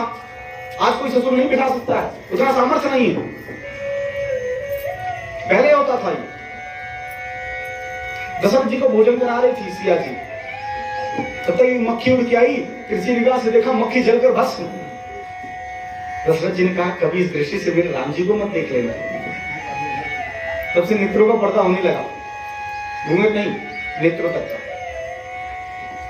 अब तो कहीं कहीं घूंघट है तो कहीं कुछ भी नहीं, त्रिजटे बन के घूम रही, कोई मतलब नहीं, कोई मर्यादा नहीं। आपका बाल कोई पर पुरुष नहीं देखना चाहिए, आपका सिंदूर जो लगाते हैं वो कोई पराया पुरुष नहीं देखना चाहिए, उसका पर्दा होता है। हाँ, मुंह ढक लिए, बाकी एक ऐसी स्थिति आई, त्रिजटा खोली है, पूरा सिंदूर, पूरा बाल बिखरा है, यहां तक कि देखता हूं रसोइयों में भी माताएं ऐसे ही घुस जाती हैं। नहीं, सब मर्यादित ढंग से। अगर शास्त्रानुसार आप चल रहे हैं तो आपका जीवन सबसे अच्छा होगा। तब देखिए कोई परेशानी आई बताइएगा। ये सब बातें मैं क्यों बता रहा हूं, मैं कथा सुना रहा हूं ना, लेकिन आज के समय में ये सब बताने की जरूरत नहीं, जरूरत है, और हम नहीं बताएंगे तो कौन बताएगा? ये व्यासपीठ आपको शिक्षा नहीं देगी तो कौन देगा भैया? जरूरत है इसलिए बता रहा हूं।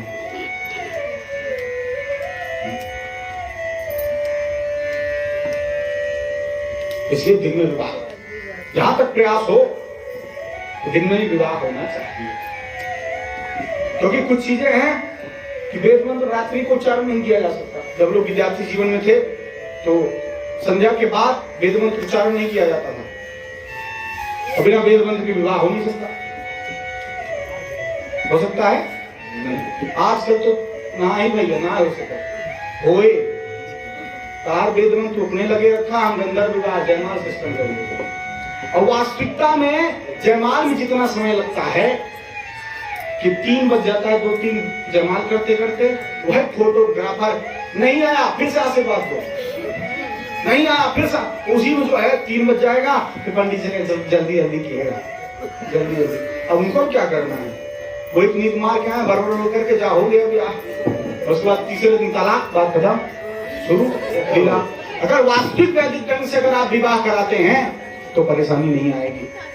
विवाह लग्न कुंडली का मिलाइए, बैठ रहा है कि नहीं, ब्राह्मण सुयोग्य ब्राह्मण से सब दिखवाइए, कुंडली मैच हो रही कि नहीं हो रही है, फिर सुंदर मुहूर्त में विवाह, पाणी ग्रहण संस्कार हो, ये सब चीजें आजकल खत्म हो गई, इसलिए इतनी विडंबनाएं हो रही हैं। और ब्राह्मण देवता लोग भी क्या करें, जब बात मानोगे नहीं तो जो मर्जी भोगो, फिर उन्हीं के पास आएंगे, लड़कियां ना हो पर सुचारू रूप से गृहस्थ धर्म चल नहीं रहा है, गृहस्थ आश्रम निर्वहन नहीं हो रहा है, नाना प्रकार के क्लेश आएंगे। अगर वास्तविक हमारा जो शास्त्र कहता है, वैदिक पद्धति है, हमारा सनातन धर्म है, एक एक बात पर आप सुंदर ढंग से, बहुत क्लिष्ट नहीं है, बहुत परिश्रम नहीं करना है, सब साधारण रूप से। क्या दिन में विवाह नहीं हो सकता? क्या मुहूर्त का आंकलन करके आप कोई कार्य नहीं कर सकते? ब्राह्मण देवता नहीं है अपने भारत में? सब है, हम करना नहीं चाहते। ब्याह में ज्यादा समय लगा दी है, फोटो कैसे किसी डीजे भग भग भग भग भग भग, वही ब्राह्मणों के मंत्र नहीं सुने जाते हैं, वो बेचारे सप्तपदी सुना देंगे, कोनो मतलब ही नहीं। बोली राधे राधे राधे राधे। चलिए, विषय ज्यादा बड़ा हो गया, कथा में आते हैं। क्या है?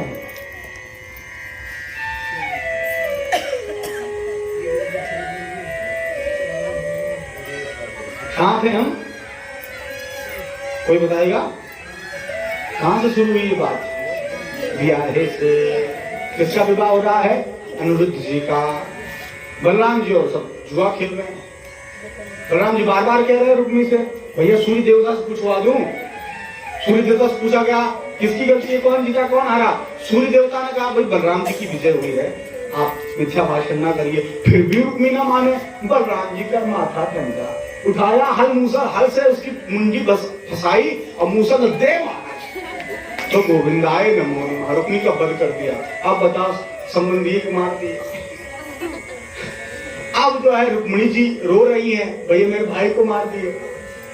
अब सब जो है कृष्ण की ओर देख रहे हैं, क्या बोलेंगे क्या बोलेंगे। न पत्नी की ओर से बोल रहे हैं, ना भाई की ओर से बोल रहे हैं, जैसे तैसे विवाह करके आए। भाई जो समझदार हैं तो बीच में नहीं पड़ते हैं।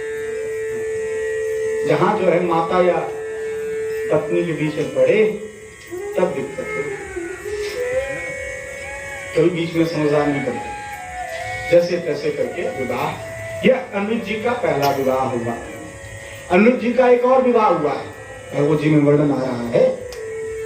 दूसरा विवाह एक उषा नाम की कन्या है जो बाणासुर है, प्रहलाद जी की तीसरी पीढ़ी, बलि का पुत्र बाणासुर, उनकी पुत्री है, नाम है उषा देवी।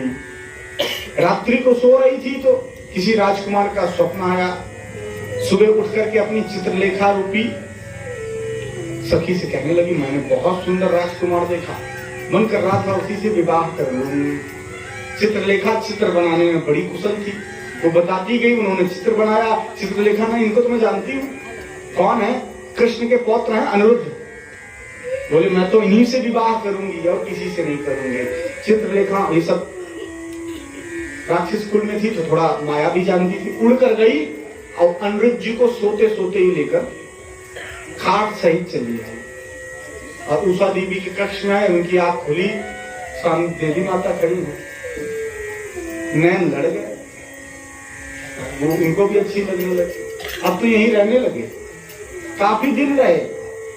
एक दिन मजाक में खूब जोर से हंसे, सैनिकों को पता चल गया, जाकर के बाणासुर को बताया, किसी पुरुष की आवाज राजकुमारी की महल से सुनाई दे, पकड़े गए अनिरुद्ध जी। बोलिए राधे राधे। अनिरुद्ध जी पकड़े गए, अब बाणासुर पकड़ लिया। अब प्रभु को पता चला तो अपनी नारायणी सेना लेके आए। बाणासुर बड़ा प्रतापी, इसके हजारों हाथ से। शंकर जी का उपासक वर में मांग लिया था कि आपको मेरी ओर से लड़ना पड़ेगा, कभी मैं लड़ूंगा तो। शंकर जी को भी आवाहित कर दिया। अब प्रभु अपनी नारायणी सेना लेके आ रहे हैं, इसलिए शंकर जी को खड़ा कर दिया, लड़ो। शंकर जी क्या करे, वो तो ऐसे बेढंगे उनके भक्त होते हैं, जो मर्जी वो करवाते हैं। बड़ी जल्दी याद आ गई, बोली राधे राधे। माँ चंदन छुई जाए तब से शंका लगे।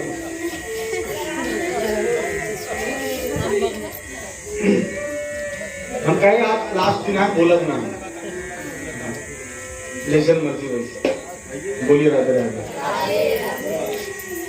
अब प्रभु के सामने भगवान शंकर खड़े हैं, थोड़ा बहुत युद्ध हुआ तो ठाकुर जी ने निद्रास्त्र चला दिया।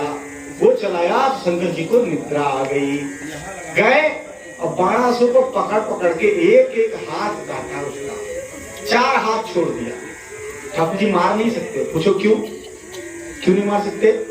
क्योंकि ये प्रहलाद जी के वंशज हैं और प्रहलाद जी को पहले ही बर है कि ऐसा भक्त किसी कुल में हो जाए तो उसकी 21 पीढ़ियां तर जाती हैं। 21 पीढ़ियों का बाल बाका कोई नहीं कर पाता। तो अभी तो 3 ही पीढ़ी हुई है। जब चतुर्भुज कर दिया, अपना स्वरूप दे दिया, तो बाणासुर की माथा सही हो गया। ठाकुर जी को प्रणाम किया और ले बोला कि कन्या ले जाइए। और वहीं पर अनिरुद्ध का दूसरा विवाह संपन्न हुआ। ऐसे ही ठाकुर जी के पुत्र पौत्र आदि का भी विवाह हो रहा है और परिवार बढ़ता चला जा रहा है। लेकिन फिर भी ठाकुर जी लेश मात्र भी इसमें उलझते नहीं है, परेशान नहीं होते हैं। वो उपहास परिहास का भी समय ढूंढ लेते हैं। सब ध्यान से सुनिए, किसका समय ढूंढ लेते हैं? उपहास परिहास का। एक दिन की बात, ठाकुर जी सोच रहे थे कि आए दिन कोई ना कोई रानी जो है नाराज होती रहती है, सबको भवन में देखती है। को भवन जानते हैं ना?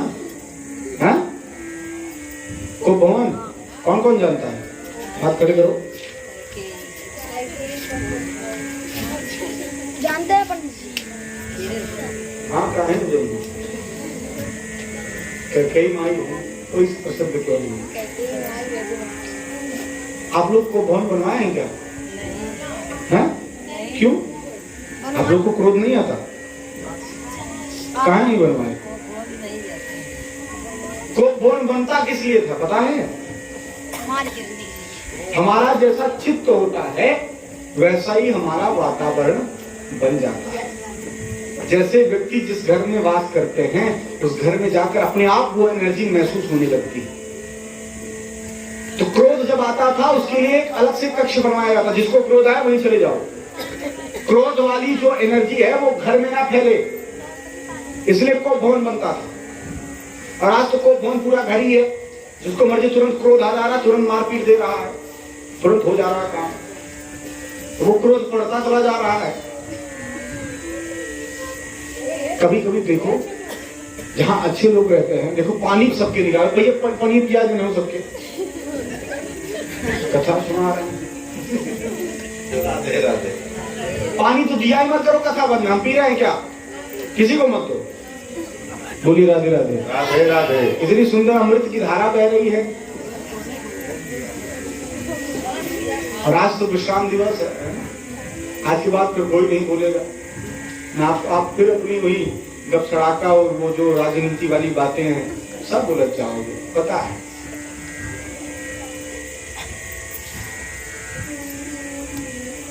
कहां थे हम? हाँ? क्या? कोप भवन। हाँ, ये याद है। आज का व्यक्ति प्रत्येक क्रोध कर रहा है, पूरा घर ही कोप भवन बना है। ऑफिस में बॉस ने डांट लगाई एम्प्लॉय को, अब वहां बॉस है इसलिए कुछ बोल नहीं सकता, क्रोध तो आ रहा है, डांट खा रहे हैं। घर जाए तब तक पत्नी ने कहा चाय लाऊं, खून पिला दो, अब वहां क्रोध किया। अब पत्नी पति से नहीं बोल सकती है, अब उसको ताकती बढ़ती गई, बच्चे शोर मचा रहे हैं, जाके उनको दो जड़ दिया। अब बच्चे किस पर क्रोध निकाले तो खिलौने हैं, दीवार पे मारा वो टूट गए। सब क्रोध का वितरण कर रहे हैं, एक के बाद दूसरे को दे रहे हैं, दूसरा तीसरे को दे रहा, तीसरा। इसलिए कोप भवन बनता था, जिसको क्रोध आए वो उस कक्ष में चला जाए। अलग अलग कक्ष इसीलिए बनते थे। और आज ये समाप्त हो चुका है, सब हर जगह क्रोध कर रहे हैं, तो वो एनर्जी हर जगह व्याप्त है, इसलिए कोई भी शांत नहीं है। आए दिन 2 मिनट बीतता नहीं, 3 मिनट क्रोध आ जाता है। बोलिए राधे राधे। राधे राधे। राधा सुधार का है।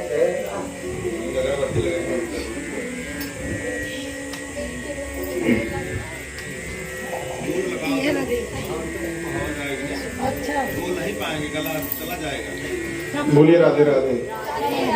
यहाँ लगा दो। ठाकुर जी सोच रहे हैं आए दिन कोई ना कोई रानी जो है को भवन में जाती रहती है, सब दे ध्यान दे।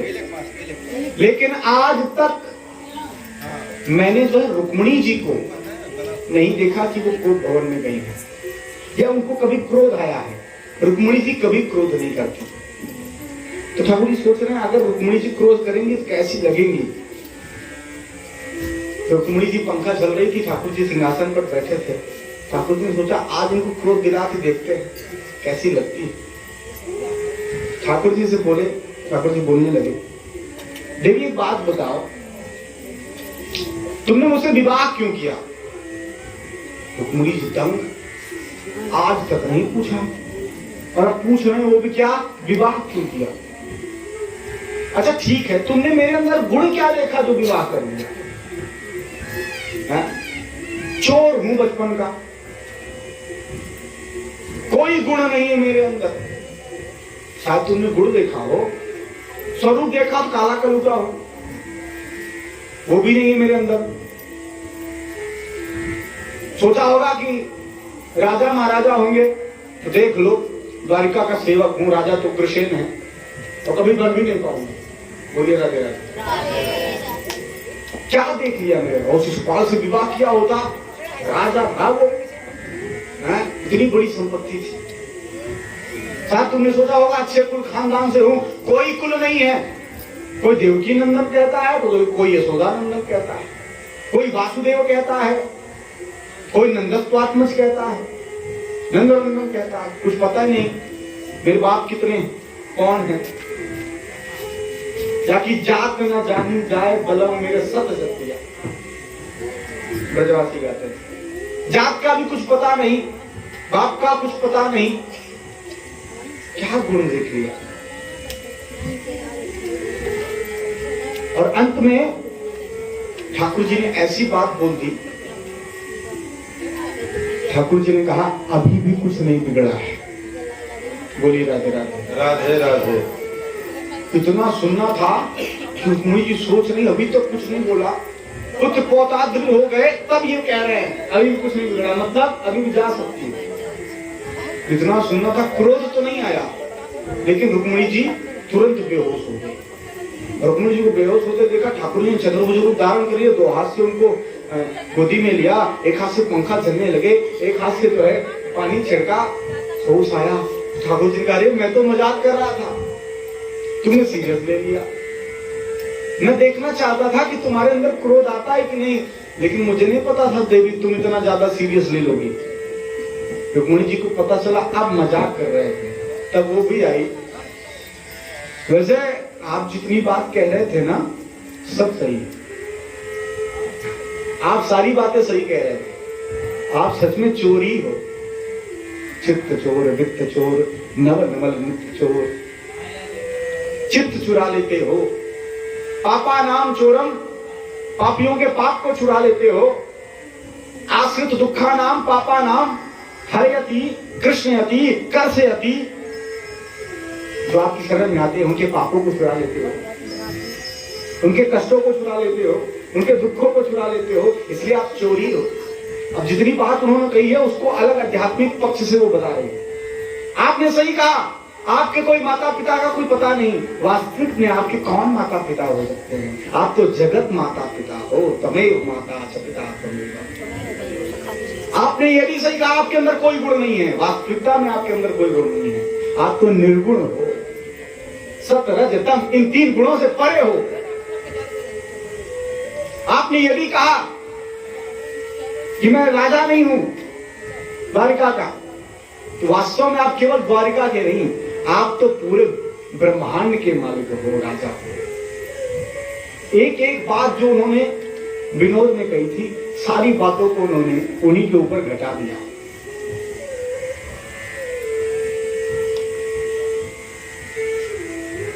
तो ठाकुर जी ऐसे हास्य विनोद भी कर देते हैं बीच बीच में।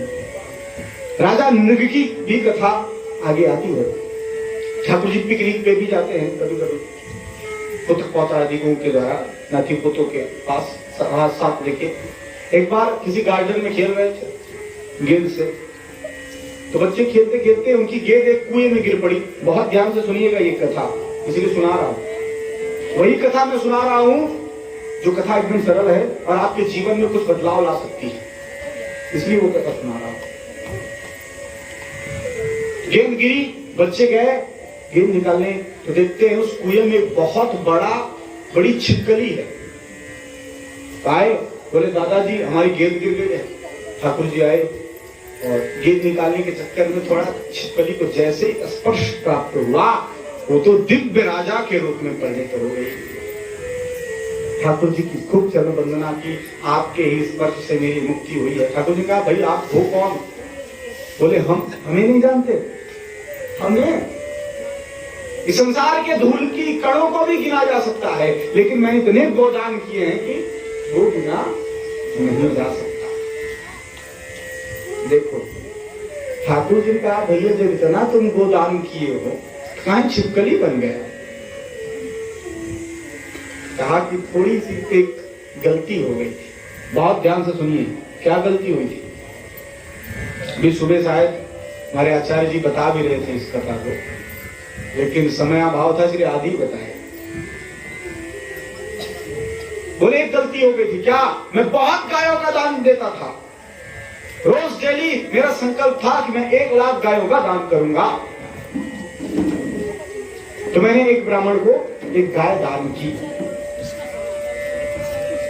और एक स्वाभिमानी ब्राह्मण भी था, वो कभी दान नहीं लेता था। उसके साथ उसके पास एक ही गैया थी, एक गाय, वो कभी दान नहीं लेता था।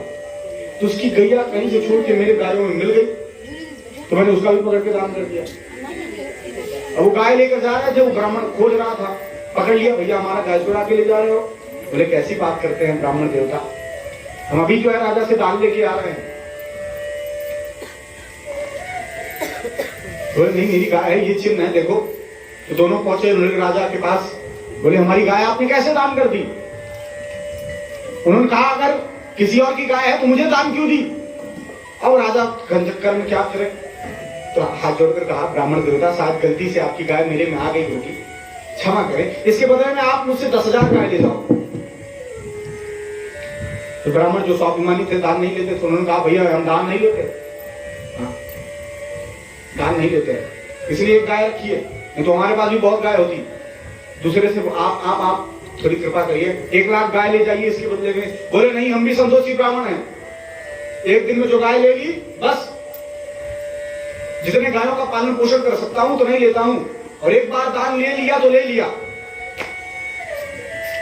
बार बार राजा प्रार्थना करता है,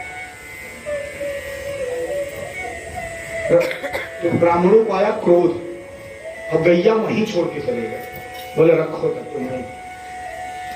और उसी समय उनका राजा का देहांत हो गया।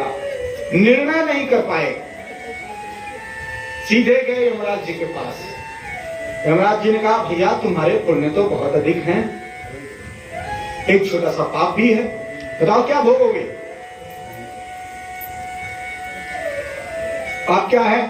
तुमने अनजाने में ही लेकिन ब्राह्मणों का धन लिया है, ब्राह्मण का धन लिया है, वही पाप है। पहले पाप या पुण्य? तो राजा ने कहा पहले थोड़ा है तो पाप ही भोगा दो। यमराज ने कहा पत्र, और मैं छिपकली बन गया,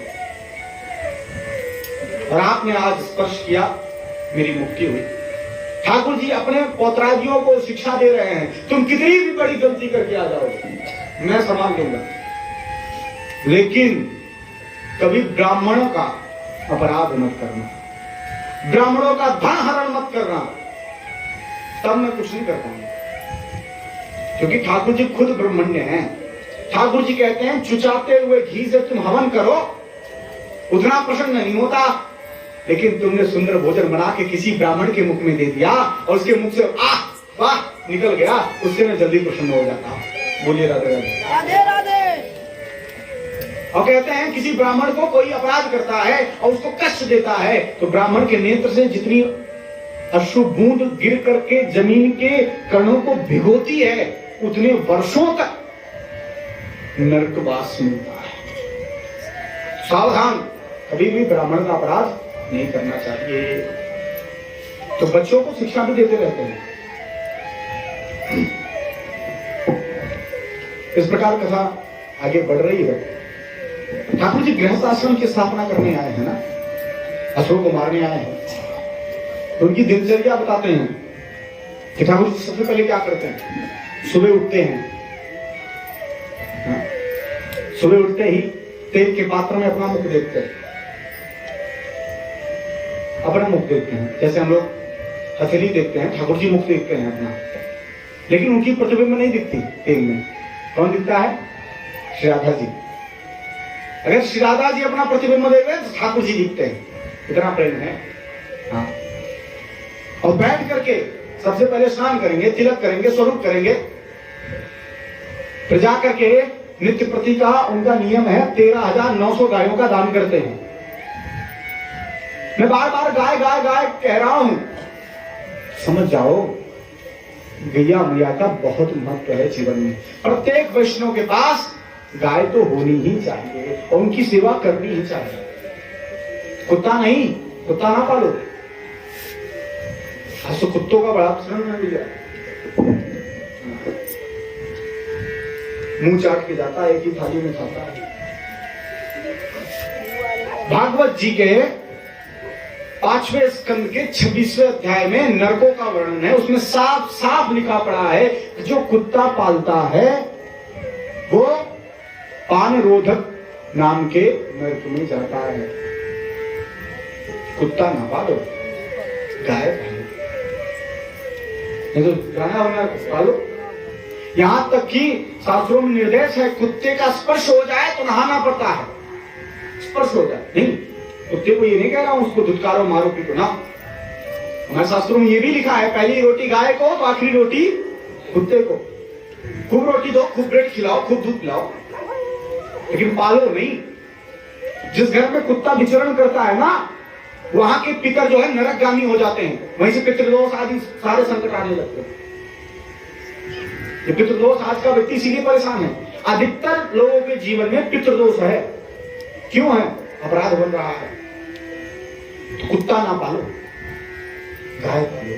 अगर सामर्थ्य नहीं है गाय पालने की, तो कम से कम मन में जीवन में एक संकल्प होना चाहिए कि मैं जीवन में दिन में 1 रुपए गाय के निमित्त निकालूंगा। ₹1 केवल, ₹1।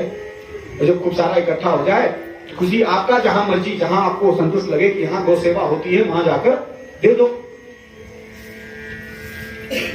अगर प्रत्येक भारतवासी यही करने लगे तो एक भी गाय भूखे नहीं मरेगी, एक भी गाय जो है दर दर नहीं भटकेगी, कसाई खाने बंद हो जाएंगे, पन्नी नहीं खाएगी गाय।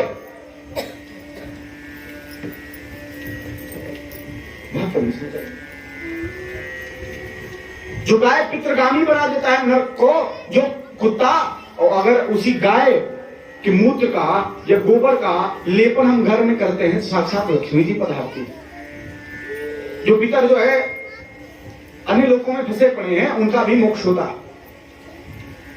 गाय के शरीर में सारे देवता वास करते हैं। जब ब्रह्मा जी सबका स्थान बता रहे थे तो लक्ष्मी जी सरस्वती जी पीछे रह गई, हमारा कहां स्थान है प्रभु? बोले हाउसफुल हो गया, कहीं जगह नहीं, कहीं तो होगा, थोड़ा देखिए। तो लक्ष्मी जी को गोबर में और सरस्वती जी को गौमूत्र में स्थान मिला।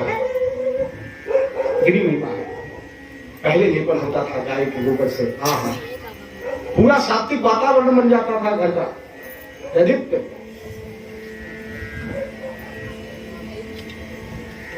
इसे ठाकुर जी दान करते हैं, गौ सेवा करते हैं। उसके बाद जाते हैं सुधर्मा सभा में, वहां निर्णय नहीं करते हैं, आदेश नहीं सुनाते हैं, राम राज्य ऐसे ही फैला है। वहां जाकर के भक्तमान सुनते हैं, भक्तों के चरित्रों को सुनते हैं, कथावाचकों को बिठा रखा है, सब ठाकुर जी को भक्तों के चरित्र को सुनाते हैं। ऐसी ठाकुर जी की दिनचर्या है। और फिर जाकर के अंतिम में ध्यान करते हैं। आप कहेंगे भगवान किसका ध्यान करते हैं? जैसे भक्त भगवान का ध्यान करते हैं, वैसे भगवान भक्तों का ध्यान करते हैं। वो तो केवल मन में एक ही ध्यान करते हैं। क्या ध्यान करते हैं? हाँ, श्री राधा जी, उन्हीं का ध्यान निरंतर करते हैं। कान भय प्राण भय, प्राण भय कान म, प्राण है कि कान है, कान है कि प्राण है, वो दोनों एक दूसरे में ऐसे विलीन है, कोई कह नहीं सकता राधा जी के अंदर कृष्ण नहीं है, कृष्ण के अंदर राधा नहीं है। पुजारी है, गुलाम है राधा जी के। मेरे कन्हैया, मेरे साथ 2 लाइन गुनगुनाओ ना।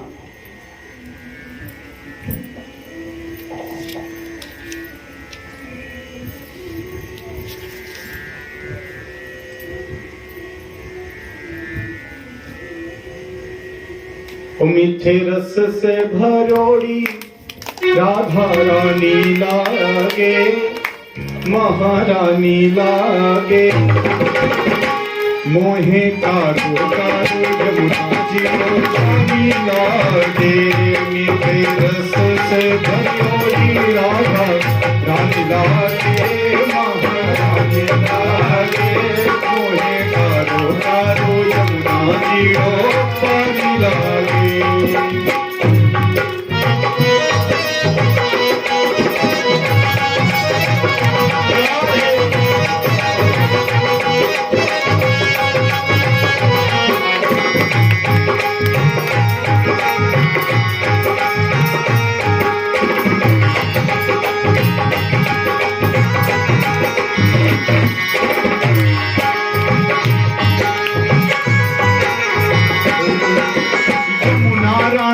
गोरी गोरी यमुना रानी, काली काली राधा गोरी गोरी, यमुना रानी काली काली राधा गोरी गोरी।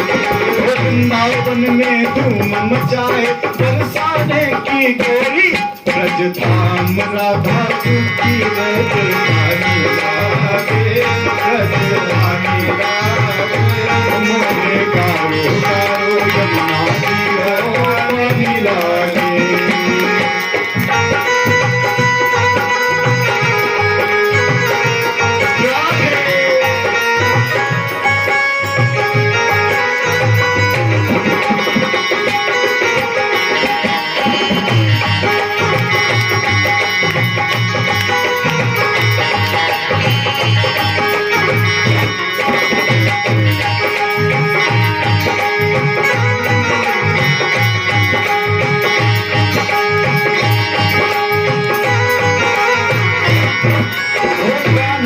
मुरली में तेरो सुमरे बारंबार, कान्हा नित मुरली में तेरो सुमरे बारंबार।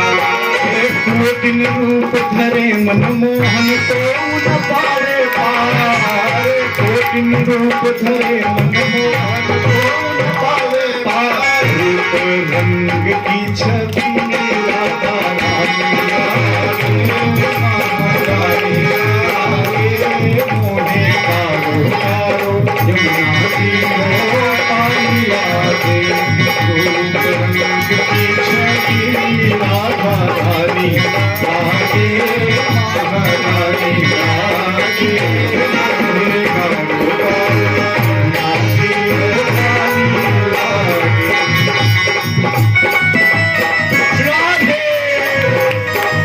बढ़िया से ताली बजाओ भैया।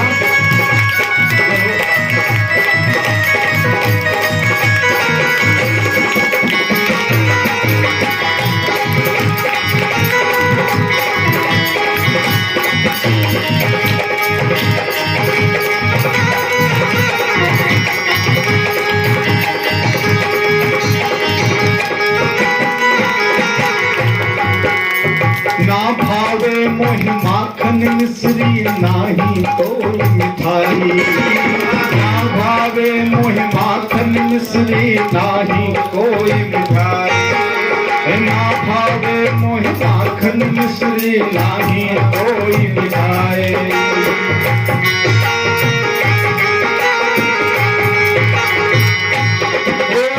जी भरिया ना भावे अब तो राधा नाम मनाई, राधा राम से सकल जिंदगानी लागे, जिंदगानी लागे, मोहे कारो कारो यमुना तीनों पानी लागे।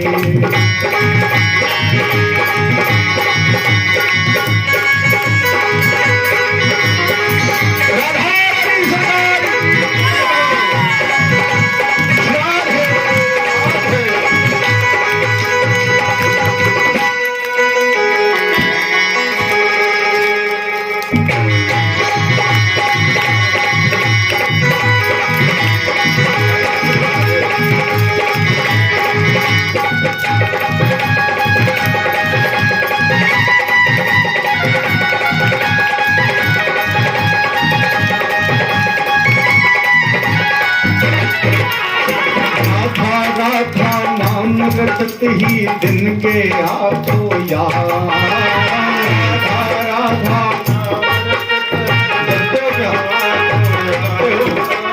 श्री राधा जय राधा राधा, श्री राधा जय राधा राधा, श्री राधा जय राधा राधा, श्री राधा जय राधा राधा, श्री राधा जय राधा राधा, श्री राधा जय राधा राधा। राधा नाम रटत है दिन के आठों याम, राधा राधा नाम रटत है दिन के आठों याम, जिंदगी बाधा दूर करत है राधा नाम, राधा नाम से सकल जिंदगानी आगे, जिंदगानी रागे मोह